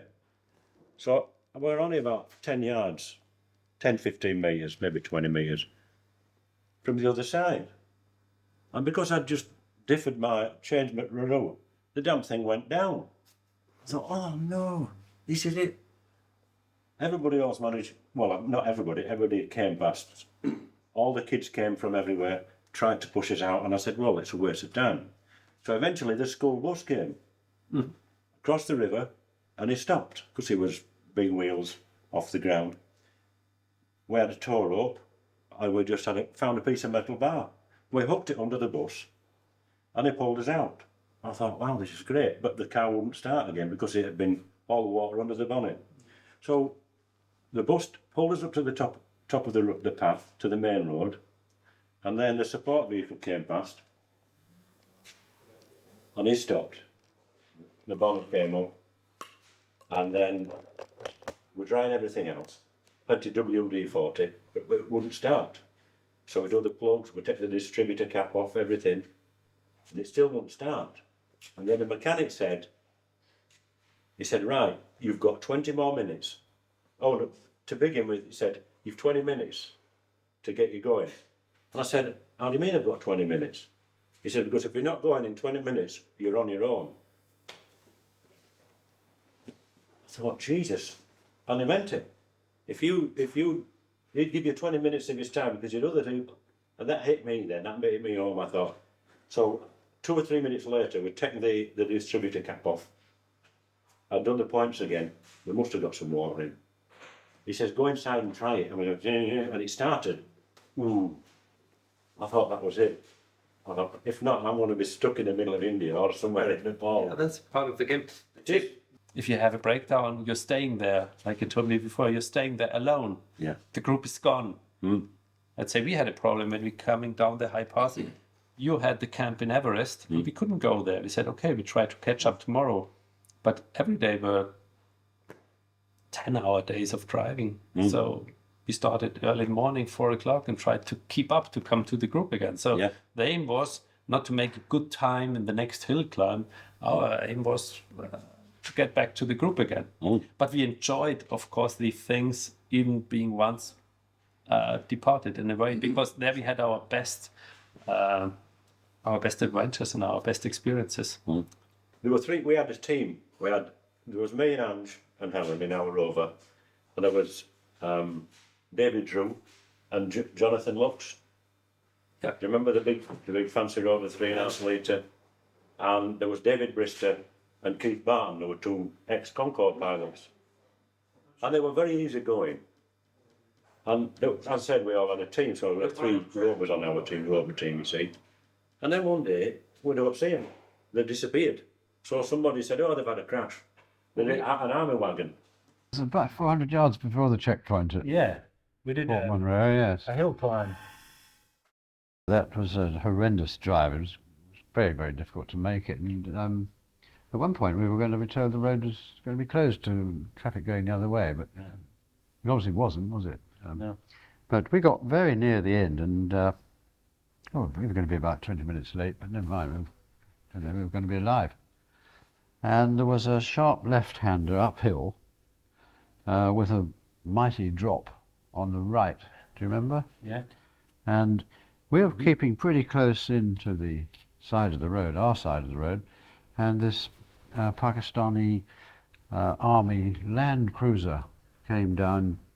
I guess we were doing maybe 25 or 30, and this guy was doing 25 or 30, but completely on our side of the road. Obviously, he didn't want to get too near this tremendous drop that was there. Do you remember? So I suppose we braked like mad, and we collided. Perhaps we had a closing speed, maybe 30 miles an hour. So it's a mighty stump, anyway. And of course, they all got out, and started shouting and jumping up and down, as they might. And luckily, one of the rally officials from Pakistani Motor Club came, and he could translate from the. So we got him sorted out, and actually, we thought, thank goodness, thought of taking photographs of the skid marks, which showed clearly, who was right, who was wrong. Right. So they shut up and put the bits of thing in the thing and drove off. Although I had to break down a bit further down the road, but leaving us with this mangled rover. What did you do then? What did you do with it? Well, we got a tow. Well, we thought it was the end of the road, actually. Did you? It looked like it. And what a place to go! Yes, you couldn't have had a more remote or worse place, could you? Yeah. But one of the Venturas came along. Obviously, we couldn't remain there, whatever happened, and we decided that if it would steer, and if the brakes would work, It would steer. yeah, and if the brakes would work, well, at least we could get a tow out, And so we had this massive crowbar. Yeah, that's right. And so we surprised most of the wing away, so the right wheel more or less ran, and the Ventura took us up to the top, and the brakes still worked. So in clear space, we started thinking, well, perhaps, perhaps it isn't finished. So it took us all the rest of the afternoon to pull the radiator out. The radiator? Mhm. You took the radiator out? We took the radiator out, Right. which was badly damaged. And we had some sort of plastic, two-part plastic metal and stuff Right. in it. And we patched it up, and we broke 2 tow ropes trying to pull the wing away from them. Eventually a tractor came along and we had to change. So we did a bit of quick body work with this tractor. Right. And put it all back. And of course, once the radiator and the fan were clear of each other, right, the engine would turn and it started up again to our delight. So at dusk, we set off for Lorelei. It was going to be about 90 miles down the road there. Right. So I think about 90 from there, wasn't it? Something like that. Yes, it was away. That's right. But we hadn't got too far when the temperature gauge was into the red and we were out of water. And this time we discovered the real problem. It wasn't a radiator leaking, but it had bust the water pump. Oh, so it's cracked, sort of pouring out of the water pump. So we had, I guess we all had, supplies of water, didn't right. we? Yeah, Drinking water we did. and whatnot, yes. It was very unwise to have been there without it. So we kept a couple of pints for ourselves and kept pouring it in every 7 or 8 miles. And eventually we realised we're not going to get much further. And then, I don't know where you were, of course, I don't know whether you got it, but there was a thunderstorm, an almighty torrential thunderstorm. And so we were able to gather some water and carry on a bit. Yeah. Then we came to a spot which is clearly a ford. It was meant, there was flash floods were obviously diverted down there. And when we got there, it was about 3 feet deep. No way we're going to get even the lorries and things weren't going to go by there. So, some people said, well, you won't be able to cross till 9 o'clock in the morning, and other people said, oh, it'll be all right in an hour. So, so we waited there, but while we were there, we took the petrol out of our reserve tank in the boot. Filled it with water. Filled that, and then we filled the reserve tank with water from this fast-flowing stream, yeah. Did you? Yeah. You emptied your reserve petrol tank? Yeah. Petrol? Yeah. And filled it with water? That's right. Brilliant. I've never heard that done before. Never heard it. That is good. And this good. So we were able to make it to Lorelei, but we had to stop like every 6 or 7 miles to get more water and fill it up. Brilliant. Now you never told me that one before. And then of course the next day was absolutely horrendous. God, it must have been. I never heard this story. But we had this mangled car, and the other problem is it had no headlight, and the steering had been totally knocked out of alignment, and it was really difficult to drive. If you put a bit of right wheel on, it would wind up to the right and the same to the left. And those damn lorries, remember, they wouldn't get off the middle for everybody. No, they would not. Fair. Not for anything. And at night as well. Oh, God, just the one headlight. We were. Yeah. Wait, it was a tough journey. When you had the crash, didn't you have some dispute with the army? Yeah. Did they accept what you'd said? No, they were shouting, jumping up and down. They come to blows nearly. They were angry. Yeah. But as soon as I started taking photographs of the skid marks and sort of pointing and saying, look, there's mine and there's yours. Look, they folded their tents and went away. Right. Very good. Some of the stories are just incredible. The intestinal For fortitude. 2 days, and we were in the hotel in Esfahan. I think it was Esfahan Yes. when we came back. No, Hamadan. Hamadan. And we were having breakfast. So we caught you up. And all of a sudden, in walks Dave and Keith. It was just, and I hadn't seen him for 2 days. I thought they were dead actually. I was going to send a posse back for him. Yeah. And I thought, well, it was just, they just walked in, they got some, as if we just left them 10 minutes and that was it, just carried on. Yeah. Team Rover. Team Rover, right. Yeah. That was it. Some experience though. Did you think you were out of it when it happened? I did for the amount of time it took me to smoke a cigarette. And I thought, well, no, we're not going to give up like that. We're going to have a good look at this. Nobody Because gave the up. marshals kept saying, well, we'll stop the lorry for you and he can load your car on and maybe take you back to Right. somewhere or other, 50 miles away. Then we thought, well, that's a really rotten idea. So going back is the very last thing we're going to do. Yeah.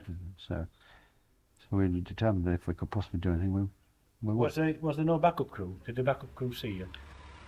If the support crew can't fix it inside 20 minutes, the driver and the co-driver will be left to fend for themselves. When they saw our troubles, they said, well, you're on your own. Best of luck. Yeah, aren't you? You're on your own. It's a terrible feeling, isn't it? It's an awful feeling. Yes, yes. And especially when you have overtaken Rolf Meyer. And then I thought, I leave this car here, and that's the end of the story. It's only a Citroën, so... the next thing I realized that I had to bring the car out of the country. And that meant for us that we had to bring this car all the way over to Karachi, 1200 kilometers. And what I did was arranged in the preparation of the rally a support for spare parts. There was a Dutch company who was giving support to truck drives in the Eastern European communities. Right. And he said to me, if you can bring a part to Siberia, you can also bring a part to China. So I arranged a pile of spare parts in Schiphol on the main airport. There was a warehouse where they had a lot of spare parts. So I had a satellite phone with me.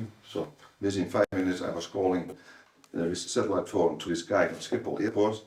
And I said, I need a casing for differential of the Citroën. And the boss of the warehouse found it such an interesting story that he arranged that within 1 hour he was on the plane. And the next thing that we did was to try to get our car on a lorry. There were some lorries going there, those nice, beautiful, decorated lorries, you remember.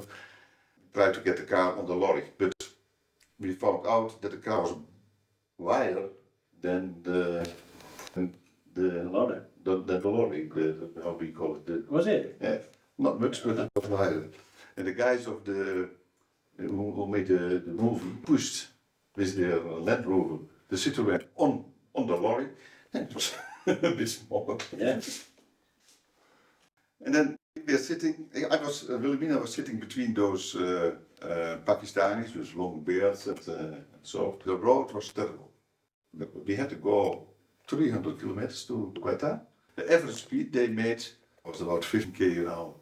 So this meant that it should take another 24 hours. We went out of the truck and we said to the truck drivers, we have to go to that hotel in Quetta and we will find our way to Quetta. Yeah. So we got a lift. Yeah, I tried to find someone who could weld aluminum. So I had a little hope that I could weld this. Yeah. And we were going between the tribes, so trying to find this aluminum welder in this. Yeah. And we arrived at one tribe, and the driver hit the dog who was sleeping there. So there were people there with guns all over the place, and you hit a dog from another tribe. I did not know the driver was down. Then we said, okay, no, it's okay. We don't need to be here anymore. They had giant satellite dish, yeah. And these Italian guys were also there, and they asked us can we use your satellite phone? And okay, then use them. But they used it very near to this satellite dish. So we got it back, and he said the satellite phone is not working. So I expected those radiation from this satellite dish was so heavy that it destroyed my satellite phone. So we had no communication anymore. Police officer said, I'm not responsible for you, I'm responsible for you until Lorelei, and then the rest, you cannot go there, it is dangerous, it is Taliban country, he called it. Really? Yeah. No, you cannot go. But we insisted and we found a taxi driver, finally, who dared to drive at night to the desert there. And I inspected his wheels before, because I didn't trust him. It was an old Mazda thing.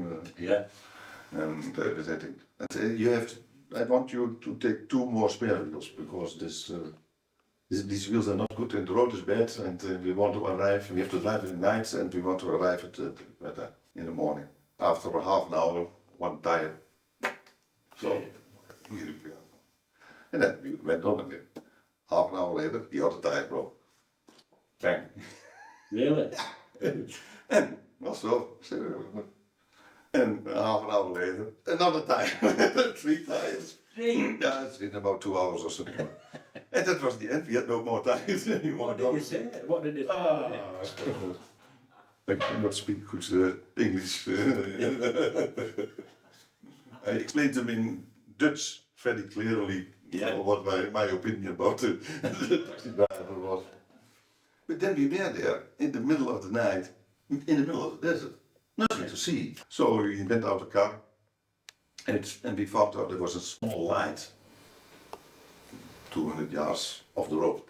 We arrived there at, it was a small farm. It was very, very dark, I couldn't see anything. Even before they knocked on the door, they jumped out. 3, 4 people with rifles again. Dus there is long beards and so, now we know them as the Taliban. And we were afraid with this, they were also afraid, so we did not know what happened. Came in the house, and I could not understand them. They could not understand me, but they were sitting there. We were sitting on it, and the guys were there with their Kalashnikov, so that will be right. But no discussion, did not say anything, just simply sitting there. Yeah. And I said to Wilhelmine, let's go to sleep. So Wilhelmine went down on the floor, on their bed. She used their bed. Right. And she was lying there on the floor, and they were sitting there with the guns. Yeah. Yes. And I thought, okay, nothing else furthermore, no communication. But Wilhelmine was sleeping. So I said, I know what to do, I go also to sleep. So we are sleeping there, and at 6 in the morning it was light, I woke, and they were still sitting there with the guns. Then they made a nice cup of tea. But did you at any time ever feel unsafe? Did you ever think? The first time you are not so sure of yourself if you think guys did. But nothing happened. No. And I smiled a bit. Probably I want to sleep, okay. But they made us a nice cup of tea. And the taxi driver came, found out that light where we were. He had, then we repaired the tire at light. Yeah. And then we went on to Quetta. And we arrived there a day later at early in the morning, at 8 o'clock, so at 8, 9 o'clock. And then we left, we stayed there, we had to stay there. 10 hours later, the car finally arrived at the hotel. Yeah. So I thought that was 15 minutes around. And we went to a local garage with the car. And at the same time, the guy arrived at the airport in Quetta with the spare part. Because he had a flight direct to Karachi, and then he had to take a flight to Quetta. And and he came out at the airport. Yeah. So he arrived. In fact, the car and the spare part from Holland arrived at the same time in Quetta. Is that right? Yeah. Good time. Yeah, it was very good. Good logistics. And we had a good, there was a Toyota workshop, and they tried to do their best to repair the car dent on both sides because we pushed it on the foot. Yeah. And it was very good. And this police officer had also arranged that we had a protection. So everywhere we went in Quetta, this guy with his long rope, a long beard, and his Kalashnikov. Yeah. First, thought we were arrested. So it was that kind of feeling. And but later I found out it was only for our protection. And this guy said, okay, in Quetta you can buy everything. And where are you going? Yes, we are going to Zaandam. And tonight when the car is finished, so, you cannot drive there tonight without protection. You have protection, and you need to have a gun.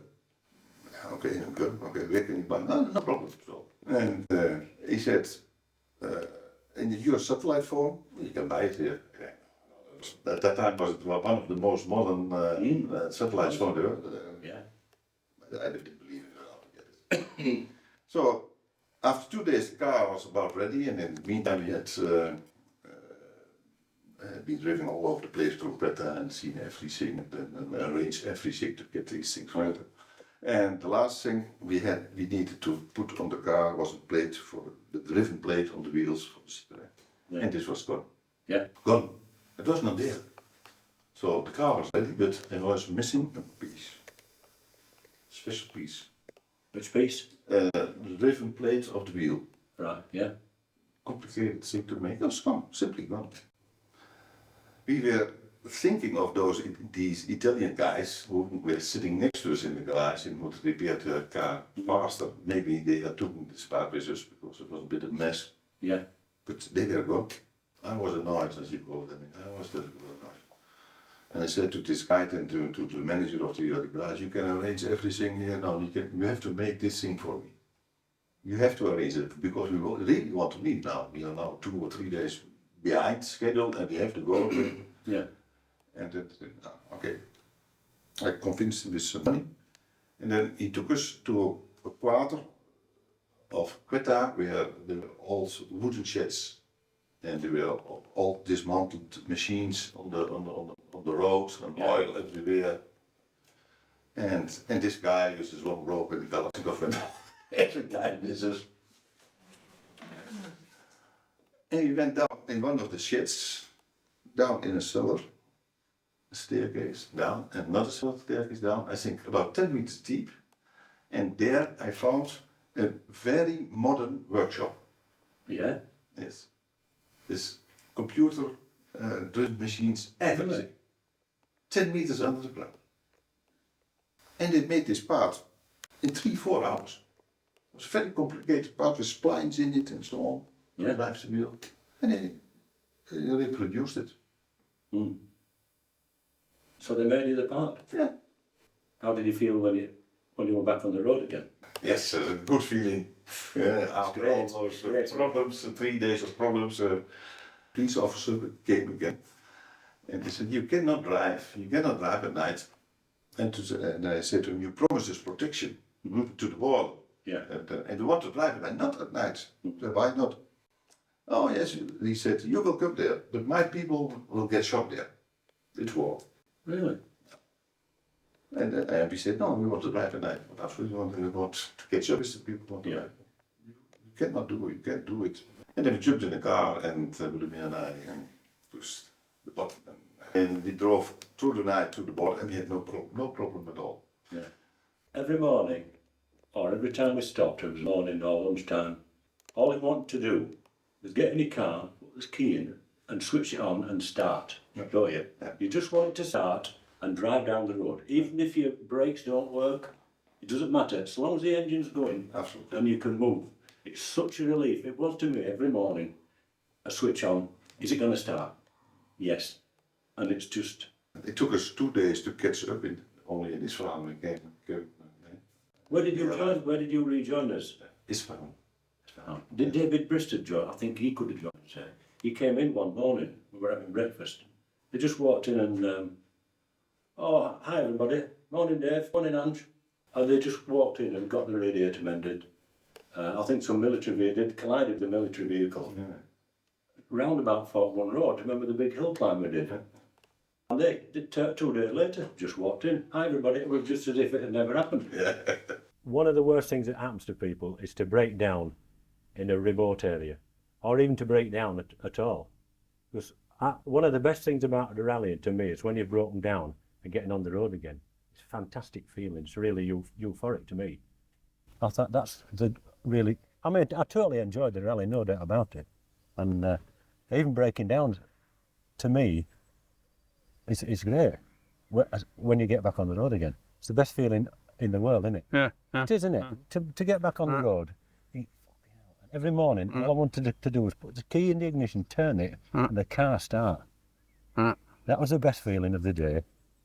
But when you broke down and we got out... And some people had that, didn't they? They put the key in the thing, every day, turned it, yeah, and it just went down the road like a piece of clockwork, and all they had to do was just put a bit of oil in it. Some people did that. Yeah. You channeled all your efforts, your mental efforts had to be there. You got up every morning, you fixed car, drove car, went to bed, and it. Yeah. That's all you did for 40 Every morning when I woke up, when I got into the car, I didn't care what anything else. When I put the ignition key in and turned it, I just wanted the car to start. I used to talk to the car. Yeah, and I used to think, once it started, even if I've no brakes, I can get it there. Yeah. Well, I used to turn the thing on, listen to the petrol pump go tick, tick, tick, tick, tick. Yeah. Pull the choke out and say, Okay, baby, another nice You're like day, that with me. nice gentle day. I'll look after you. Turn the key, boom, where the engine had fired. You talked to it. It was a person because that engine was keeping you alive, keeping you going. Yeah. And the one thing that used to frighten me more than anything else was being left behind. I never wanted to be left behind. I didn't want to be the back runner. No, not, I mean, left behind a day or... Yeah. They'd all drive off and you'd be left at the side of the road with your engine broken. What a, that used to terrify. I mean, Nigel and Webb and Derek got left 2 days behind. Well, yeah. They made that, they drove 2 days. 2 days behind. Yeah. I thought, as long as you drove out of everybody in the morning, it was like a, I suppose it's like a circus. It was a travelling circus. Well, that's a good description, is that, Jack? That is good. It was a travelling circus. I write novels as well. It was a travelling circus that moved from town to town every day. We had our own little community, we had our own little relationships. And if that circus moved on, you wanted to move with it. You didn't want to be left behind. No. Because suddenly you were out of the loop. That's right. The circus had moved on. You were left, the noise and the cheering had gone and you were left. You were on your, you were literally on your own. So when we broke down, we got stranded in a river in Nepal. And we had to get a tow out. And the backup truck came. Eventually, we were the last car. Everybody came past. And I've always found if you're broken down, but you can't get started, and somebody wants to do the work for you, let them do it, because they're not under pressure, right? So eventually, we tried everything, plugs, everything was wet. We changed everything. He says, right. He says, you've got 20 minutes now. I said, how do you mean? He said, if you're not going in 20 minutes, we're leaving you. You've got to find a garage. Who's this? The Tony Folks? Tony Folks' vehicle. And I thought, Jesus. Yeah. This is the first time. Yeah. And we hadn't come up, we were going to the border. We were still in Nepal. And I thought, I was surrounded by 100 kids, parents. The school bus came, and the school bus emptied. Right. Stop and have a look. I thought, fucking. Stop and have a look. He says, you've 20 minutes. I says, what do you mean 20 minutes? He says, we're going in 20 minutes, that's it. Oh, geez, pray. Put the condenser on, because everything had been wet through. Put it on. He says, start it up. Starting it went, because we've been trying. It's just got to dry out, very last thing. It's got to dry out. Oh, wow. What a feeling of it. When that engine turns, your heart leaps. Yeah. You're alive. My mate says to me, what? I was asking him, a chap called David Hall. Everybody knows David Hall, who goes on rallies, right? Oh, no, yeah. I says to him one day, I says, what do you like best about going on rallies? He says, when I break down, getting back on the road again. It's the greatest feeling you could ever have. You've kept up with your friends. And that's how you felt when you got your piston done, isn't it? Yeah. Oh, it's just such... Clocked out next morning outside that Dedeman Hotel in Istanbul, queuing up for your number, clock out, and then everybody's just waiting. Yeah. So to them, you're just driving off. But to you, we're back on it, driving you're in there. And the fact that you might get left behind. I didn't want it. I got Helen in the back seat, my mother-in-law. All I wanted to do, I didn't want an adventure. No. I wanted to see the place. As soon as they drive off and you're at the side of the road, you suddenly freeze, don't you? You suddenly go cold. Yeah. You think, they're going, Your brain goes into overdrive. Yeah, I'm left behind. Yeah, you think, what am I going to do now? Yeah. And you're again because when you're in the circus, when you're in with everybody else, the group moving along, you feel like you're in a club. You know everybody talks to you. Number 42. Yeah. I'm there. And you're in your little slot. Yeah. I actually was ill the first third of the trip, and I had a hormone problem, which means I was losing felt like about a pint of blood a day. It was really uncomfortable. Really, so much? The rally doctors told me in China that I must give up and fly home. They wouldn't take the risk of taking me to altitude with this particular problem, perimenopausal bleeding it was. Couldn't get the drugs anywhere in China, and they said, I'm sorry, we're not taking you any further, you have to go home. And then luckily, Mariah Noor from the Mercedes happened to have some progesterone, just enough, one strip. And I managed to convince the rally doctors that would be enough and that would be all I needed. In fact, I needed 3 of those pills a day, so that was 2.5 days supply or something. And we lied, and Phil and I lied and cheated our way out of that. But I did feel really ill. And there was a time when I woke up at Everest Camp and my sleeping bag was just full of blood. And I thought, I'm going to die here. This is my last day on Earth. I'm in a tent on some motor rally instead of at home with my kids. And that was a bit of a low point too. But we kind of, we survived that one. So, can we just talk a little bit about you getting the hypothermia? I was riding through China up to Golmud, and in Golmud the doctor took me out of the race. So what happened? Did you start to feel cold? Did you just get totally run down or what? What? I made some mistakes in organization, so... What, for example? No cover on the top. Oh, it could be a windscreen in front of Provisorian, like my father and Ken Dalton asked me for. I said, windscreen. And my mother said, Herman, do you have enough pullovers? I said, pullovers. So probably that was two things which was not helpful. And the biggest mistake I made, I should have stopped working half year before and only driving. Driving through the mountains, through the hills, everything. Driving every day. So if I would have done this, it would be more successful rally. But after all I did, it was necessary to fail somewhere. From today's view, it was a luck that I failed. So do you blame yourself for that? That was my fault, That was your fault? Yeah. It was only my mistake. I was driving car up till I fell down unconscious. Did you? Yeah. It was very so interesting. Yeah. It starts to get cold on the chest. Yeah. And then it gets big and big and big. And then it starts on the back a little bit. Enough, it colds through the body, and then it starts on the back and gets bigger and bigger and bigger. The problem was on the whole thing is, I should have protect better. I should have organized better. I should have driven through the Alps and snow regions before, so it would not be the big problem there. We don't have too much kilometers to Coconut Camp. And I was freezing through. So there was a little tent, and I wanted to take all clothing I had with me on, but I couldn't do it in the rain. Right. So I went into the tent and tried to bring everything onto it. So I lost consciousness in the tent. Did you? But I fell into the tent. Did you think you were going to die? Yes. Did you feel so bad you were going to flake out? Do you think you might just die?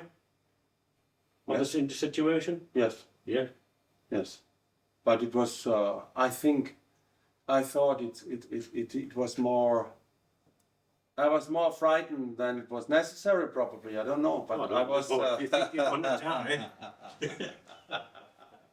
It was funny thing after, if you look at it... Afterwards? Afterwards, if you have an adventure, it's always scheiße.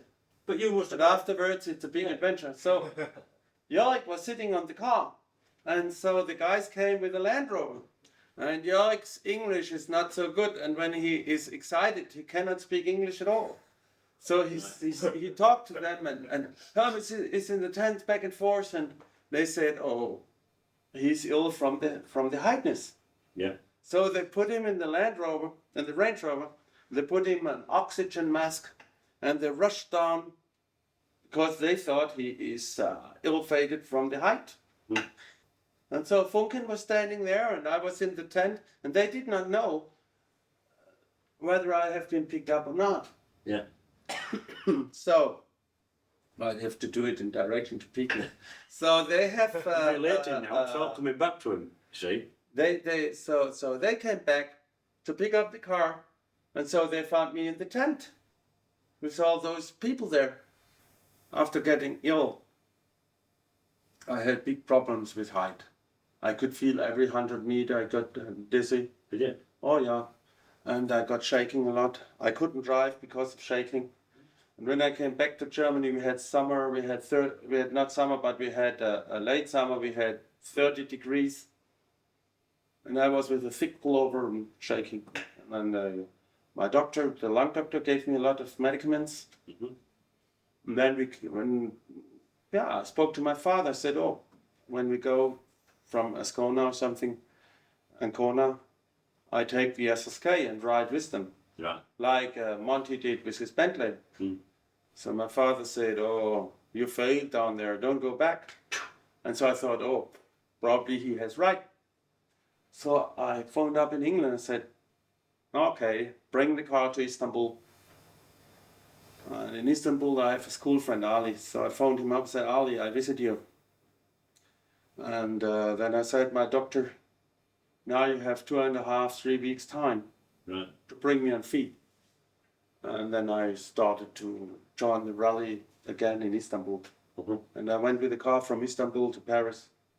When Doug went home, obviously you didn't have a vehicle. You shipped this back, didn't you?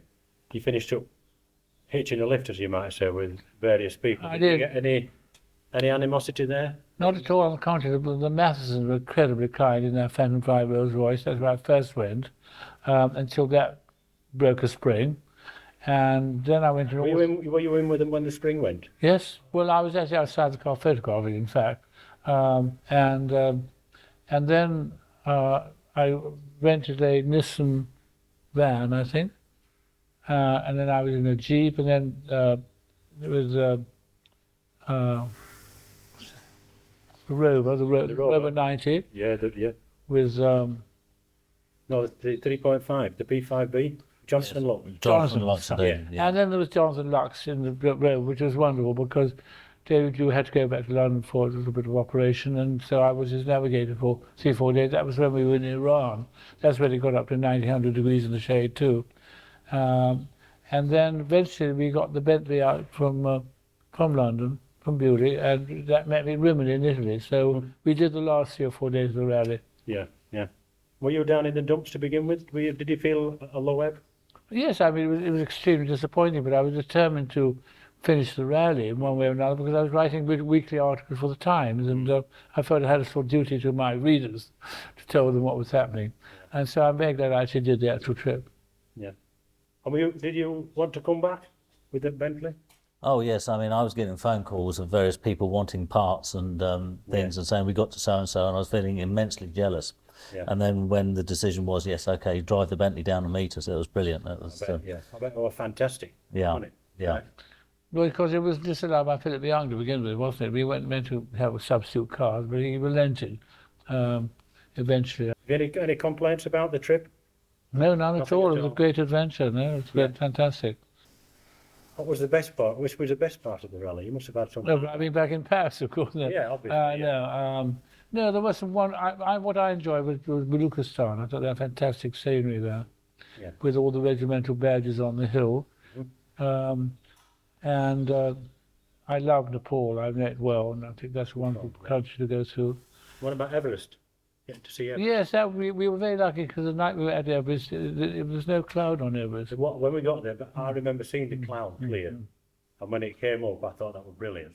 Well, I don't know whether the film company used it, but I have a very good shot of sunset on the peak of Everest that evening, with the sunset going down. So what made the rally for you? What was the highlight of the rally? Getting into Paris. Yeah. No question about it. Yeah. That was one of them. It was the most wonderful experience. I don't know whether you'd categorize it as enjoyment exactly. It was a great deal of money and a lot of time to commit to doing something that was actually pretty absurd. Yeah. But as something that to have done rather than to be doing, it was absolutely incomparable, and I'll never forget it. I think we did the interesting bit by the interesting route. Yeah, the first one, yeah.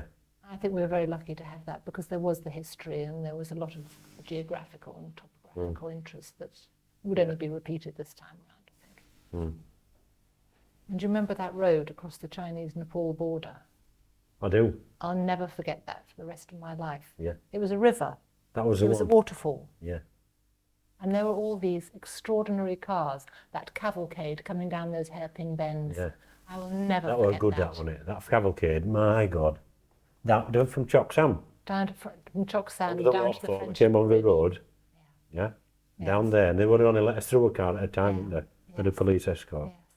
That was the most dangerous bit of driving I've ever experienced in my life, and would hope that I would never experience anything like that again. That was frightening. It was. Frightening, to say the least. Getting down to Friendship Bridge from there was absolutely rock on, wasn't it? Getting to the Friendship Bridge down into Nepal. Yeah. Did you get a good feeling out of that? Got a great feeling when we crossed that bridge. We were all thankful. The feeling of coming over the Friendship Bridge after that night at Choksam. And they put all this red powder on you and That's put right, and the garland flowers around your around neck. It was like walking out of a hospital waiting room into a party, crossing was. from Tibet into Nepal. It was The like, warmth and the welcome. yeah, they were so warm. That's the worst, must be the worst road in the world, that. From No Chopstown question in my mind. Yeah, right. And the road collapsed, didn't it? Oh, God. Not long from Chopstown. The road collapsed. The whole hillside just disappeared after about 6 feet. And when we turned left at Golmud and went up the pass to the top on the plateau at Tibet, we knew we had it all to do and the worst was behind us. Yeah. All right? And there's no going back. You could not go back to Golmud and go round to Pakistan. We had to go on, knowing that when we got to Choksum, it was dead end because of the landslide. I remember, I'll never forget, that is the best road I've ever driven down that. And, every night, how are we getting on and have we got more diggers in and have we got a night shift in now and the dynamite and all of that to try to get the thing cleared. And you look on the film and you see cars coming down the river and moving the boulders and, the shot from inside the Jeep and the Rolls Royces, how do they do it? With a wheel hanging over the edge. Indiana Jones and the waterfall, the umbrella up, going underneath. You think, how do they ever get down? 5 miles and the whole lot took a day to do it. What did you think? Fantastic. That border had been shut for 40 years. Yeah. They had no reason to open that road. And it's still open now. Yeah. 40 years' time. When we left Choksam, they would only take us down, you could have to go down one at a time. And you saw the bit where the road had collapsed and then they filled it in, hadn't they? And then they had to get the bulldozers or whatever in to make the road again. And the police wouldn't let anybody go down. We had to be escorted down one at once.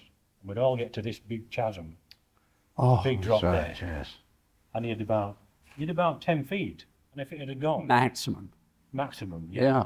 And everybody got going over one by one. And I said, hold on, Helen. And she said, oh, do you think it's dangerous, darling? But I went over and I thought, God, don't look down here. No, don't look down. Don't look down. See, you were on the wrong side. I was. You were driving on the, with the right hand. I was on the left hand. Mike was looking down. Yeah. But there was a rockfall just behind Kelt, in his big bench, wasn't he? Just before they put the umbrellas up for the waterfall. Yeah. About 100 yards behind him, there was a massive great rockfall. Yeah. Well, we were going down and the police said something to me about moving, and Mike said, I said, Mike, what did he say? He said, better hurry up and get out of here. So I stepped on it as best you could then and moved on out, and just behind me 2 huge boulders came rolling down. I mean, that was frightening. Yeah. That must have been very close to Kelp. Yeah. Because we were not far behind him when he went under. The police let us go down there. Anybody else wouldn't have been allowed. No, they never would have. I think it was a case of the only way out. Yeah. It was either that or go back. Well, there was no other way. There wasn't any other way to go. And David Dalrymple's going along in his low saloon Cadillac, the blue Caddy, right? I thought, if he goes over that hump, he's going to sit there and back. He's going to make a bloody seesaw. But he got over, and everybody, that road must have been, that was a highlight, one of the highlights of the trip to me. But you must have been, what did you think though when you realised that road would? There was quite a lot of times when I went down the road thinking, they won't do this. Yeah. They won't do it. And on the recce, when I went down, remember I'd done all of that 9 months before. Yeah. On the recce, there was parts that were just so incredibly rough. I thought, we've got to change the route. Came back here and had a lot of misgivings about it. And when we actually drove it for real, what were we talking about? It had all been repaired. And there were other places like that hadn't been a problem on the recce. How did you get them to do the road? How did you get them to do it? Paid. You just paid them? Who do you pay? We paid the Chinese, and we had the PSB, and we had the Chinese travel agency, and we were dealing with Exodus, and we had 2 people in our own organisation who spoke Chinese. Right. And we had a shit fight. There was a lot of labour on the job and did it? A lot of shovels suddenly came out of nowhere. So, after you got home, when you got home again, did you manage to adjust? Oh God, that was straight away. No. It took a couple of months. Yeah. Oh, couldn't. Yeah, got home and you'd been at war, hadn't you? It took a couple of months to just settle back into normal life. Yeah. Had any major changes on your outlook in life? Oh God, yeah. I mean, yeah. Oh yeah. I think after that, I came back, and the time I'd settled back, I thought I can't go back to work. I can't go back to a 9 to 5 job. I couldn't. And I've been a chauffeur for 20 years, so I didn't go back to that. I did some sort of part-time casual driving work, but only things that allowed me to bugger off for a week when I wanted to go and do a rally. And I thought, you know, there's after that peaking, there's a whole world out there, isn't it? It's enormous, isn't it? You know, people and places I've never seen. I thought, oh, you know, I've got to do some more of this. Probably not do peaking Paris again, because that probably never be done again. But I just wanted to do more rallies, and you know, 2 or 3 week endurance rallies, and got a circle of friends now, and all over the entire world. We phone each other up every week, you know. Marvellous. Oh, it's fantastic. Yeah. Yeah. But then I came back and I decided to finish off a novel. Done that. But then I met Pauline, and we've been together for a couple of years. Pauline doesn't want to do rallies, but she loves the social side of it, and she's very supportive. And she said, you know, don't go back to work, you know, finish your book, you know, do what you want to do. Yeah. So I fit my rallying life round the work life. Right. Yeah. You know? People have offered me full-time jobs. Thomas Noah on the rally. He's got a big business in Germany making massive polythene sacks, and I got to be very good friends with him because I helped him fix the car and bits like this. And he said to me, "Oh, David, when we get to London, I will offer you a job. You can be my European sales manager." And I went, "Yeah, that's okay." And we came back and we met. We had a lovely dinner in Paris, and he invited me down to some big hotel in Sussex somewhere for a lunch to meet his UK business partners. And we went and had a lunch, and he explained, you know, what he wanted me to do, go around and make all the contacts in the UK business and this, that and the other. And as much as I like and admire Thomas, and he would be the sort of guy you could work for. Yeah. And even though I would like to work for him, I said, "No, Thomas," I said, "I really don't want to do a full-time job." I said, "What happens when I want to go off rallying 3 or 4, 5, 6 times a year?" And he went, "Oh, well, I said, "Well, I want to." So I felt very bad, and I said to Maria, can you tell Thomas, you know, I don't really want to work full time? She said, "I understand, I'll explain it to him." And she did. And I've seen him since, so I didn't want to, I couldn't settle down. I mean, I don't know, it changed, I think it changed everybody's life fundamentally, some in small ways and like me in big ways, like Michael Vase. He went from working in a Rolls-Royce dealership in San Francisco, and then did it with Eric Christensen, and came back and Eric gave him the money to start his own business. People like Francesca and Jennifer, I mean, I think they were friends before that, but they got that Volvo and they did the peaking Paris, and now they've entered that bloody Volvo in the Scottish Malts and this, that and the other. They've done loads of rallies together. They actually love it. Yeah. And they're a great team. Yeah. There were some teams there that the experience made them even better friends, and a lot of crews who it finished their friendship. You know, like, well, I didn't have a friendship with Andrew, but I mean, I'd never seen him since. So it broke a lot of friendships. Apart from it, made a lot of friendships. Paul Manassian, you know, the French guy in the Peugeot, he told me he lived in Paris. Get there, I'm talking to his wife, and I said to him, "Oh, you're English?" And she said, "Yeah." I said, "So where do you live in France?" She said, "I live in Epping." I said, "That's 2 miles from where I live." And now I see him every week. Michael Kunz, the American lawyer. Yeah. He lived in Hong Kong. He came to London because he got a transfer from the bank, and now he's bought an apartment 2 miles down the road. And we share a garage together to keep all our cars in. You know, all these little threads have all come together. Pauline and I organised a Peking Paris reunion dinner last year, which was, so they say, a nice success. We had a black tie dinner in a hotel for 70 odd people. Everybody came from all over the world. Yeah. And when they were in there meeting each other again, you know, it was like wartime buddies meeting. It was amazing. Yeah. You know, as soon as they got into the hotel, it was, "Oh, you remember the time in Esfahan? Oh, you remember the time in, you know, like you'd been for a campaign in Gallipoli or somewhere, you know?" It is, isn't it? It was an incredible experience. Yeah. After you got home from the raft, how long did it take you to adjust back to normal? A few months, I would say. But I wish, if ever it happened again, I would always have something ready for when I came back to immediately take your mind off what you've done. Like a job. To get on a job, Yeah. Well, I have a job, but it's a self-employed job, and it's quite a individual lonesome type job where you sew on your own. It's not so good. You need people. Time to think even more. Yeah, you don't need to think about it and go into it. So were you the same? Did you have the same? No, because I didn't have any time at all. 2 days after we got home, I had to go to an international competition in Belgium. And we arrived in Belgium and we were staying at a place quite a long way from the showground. So the next morning, everybody jumped into the truck. And without thinking, I jumped into the driving seat, as one does when one's been doing it for weeks and weeks. And we were late. So I floored the truck and there was a railway crossing and the barrier was coming down, but I knew there was time to get through because you do, because your sense of timing, of course, by then is very acute.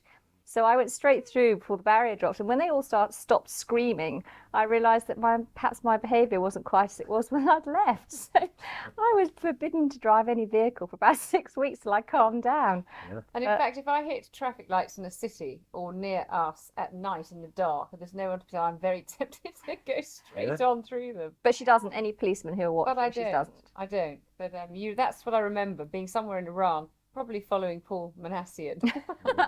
Could you, when you got to Paris, if somebody had said, we're going back again to Peking, would you have gone? Yes, straight away. I was asked that question. I'd have turned around and gone straight back. Isn't it funny? I thought it was fantastic. Adversity we must love it. It becomes a way of life, and it's not really escape from reality because it becomes your reality, but you don't want it to finish in a way. It's a funny feeling. Half of you is desperate to go home because you want your family and your friends and your comfy bed and all the rest of it. Yeah. And the other half of you doesn't want it to finish. How were you when you got back home again? Did you have to unwind for a while? I found it very difficult to undo the door in the morning. Yeah? To come down here and to walk down the street and undo the rally office door and come back down and find what is normality. Yeah. For the first time in my life, for the first time in 4 years, I was no longer running the Peking to Paris, so it's a very empty feeling. Yeah. A lot of people had done the trip and had a sense of achievement and accomplishment because they'd done what they set out to do. Yeah. But had gone back to something. Right. I'd come back to an empty vacuum because there was no rally that for me Nothing on. to run, nothing on. Yeah. And the girls had got them on to see the marathon, all tickety-boo. So life was a very empty feeling for 6 months, and I think a lot of people felt a bit empty. Oh, they did. Took a long time. People, yeah. It's life-changing, wasn't it? Mm. We all learnt a great deal from it. We did. I learned a lot from it. I learned a lot from it. I made a lot of friends. I can get on the phone to 50 people all around the world now. Mm. If you did Peking to Paris, after all, you are in a hole. So I started to build the car, which helped me out of the hole, to bring my life in a normal way. And after the experience of Peking to Paris, I was never bored at all. Yeah. I never recovered of the car. I still have problems, but everybody of us has something. We all have our souvenirs.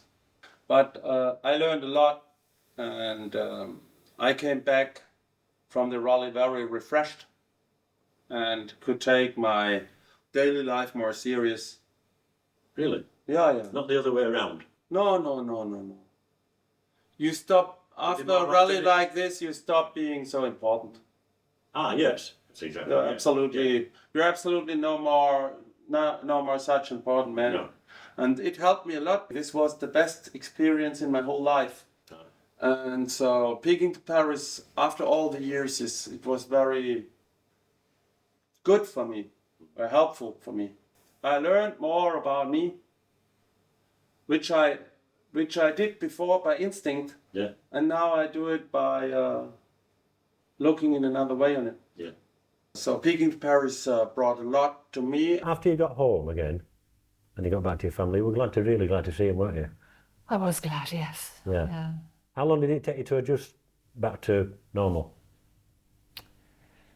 I had to write a book about it. I had to sit down immediately and start writing a book because I had to deliver it within a matter of 3 or 4 months. So I had to relive the whole thing on a kind of day by day, almost frame by frame basis. So I lived the whole thing through probably 2.5 times in terms of time. Mm. So it took me a long time. It was probably a year before I stopped dreaming about it and waking up and thinking I'm not there anymore and I'm not going to see those people or those cars anymore, because you all became so familiar in that time. Yeah. I felt that I knew you all so well. Yeah. And did you find, I always found that you know the people who are just in front and just behind you, don't you? Yes. The numbers and that. Yes. Do you still relive some of it now? I do, yes. I can see Thomas and Maria Nora in front of us in that lovely do. chocolate brown Mercedes, because they were Yeah. immediately in front of us, and David Wilkes just behind us. Yes, I do. Yeah. There was a secret which nobody knew until Istanbul, that you were carrying a crew of 3.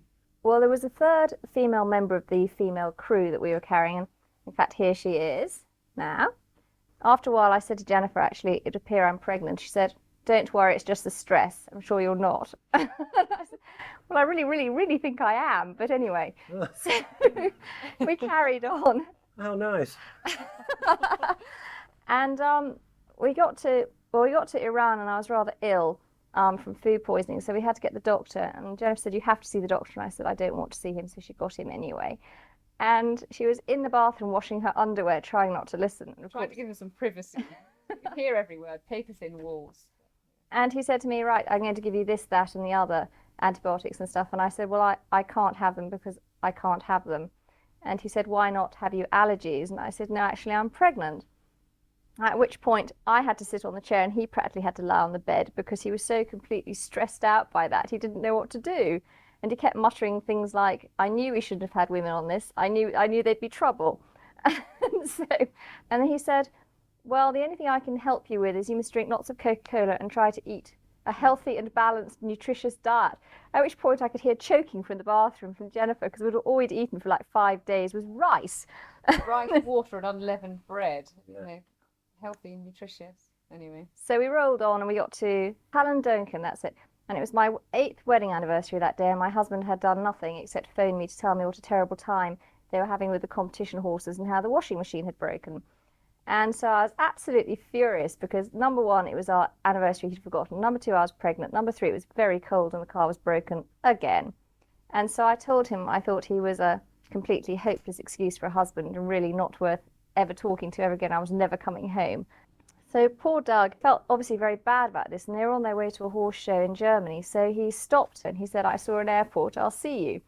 So he drove back to the airport and managed to somehow find a flight to Istanbul, which is not easy. He's an American, he had no visa, no money, and just a very small scrap of paper with the hotel address on it. So we arrived at the hotel, and Jennifer got out and ran into the hotel with a book as usual. And our car was broken once again, and I'm sitting in the car. And of course, he'd just arrived in Istanbul. And Jennifer came back to discover what she thought was a large Turkish man beating me to death in the front seat. But in fact, of course, after she'd ripped the door open and attacked him, it was Doug upside down trying to smother me in kisses. So poor man then got beaten up. And then he said, I suppose that's the biggest shock you've ever had. I said, shock? I'll give you a shock. I'm pregnant. We did all have to stay in the same room that night, though, which worried me a bit. Everyone was so exhausted. 3 in a bed. But yes, it was not quite. Well, Doug had a rollaway bed. 4 actually. 4, yes, exactly. Look at Don Jones.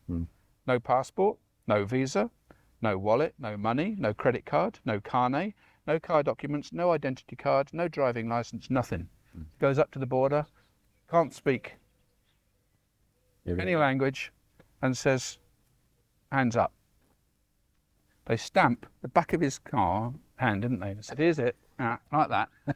And he stands there singing, I Lost My Heart in San Francisco, Right, and they all laugh. They don't know what he's singing, gets in the car and drives off. You can see the warm, subtle relationship between every member of the Peking Palace. It's a warm bond, a sensual thing. It's an indescribable thing. It's a feeling. It was a life-changing experience.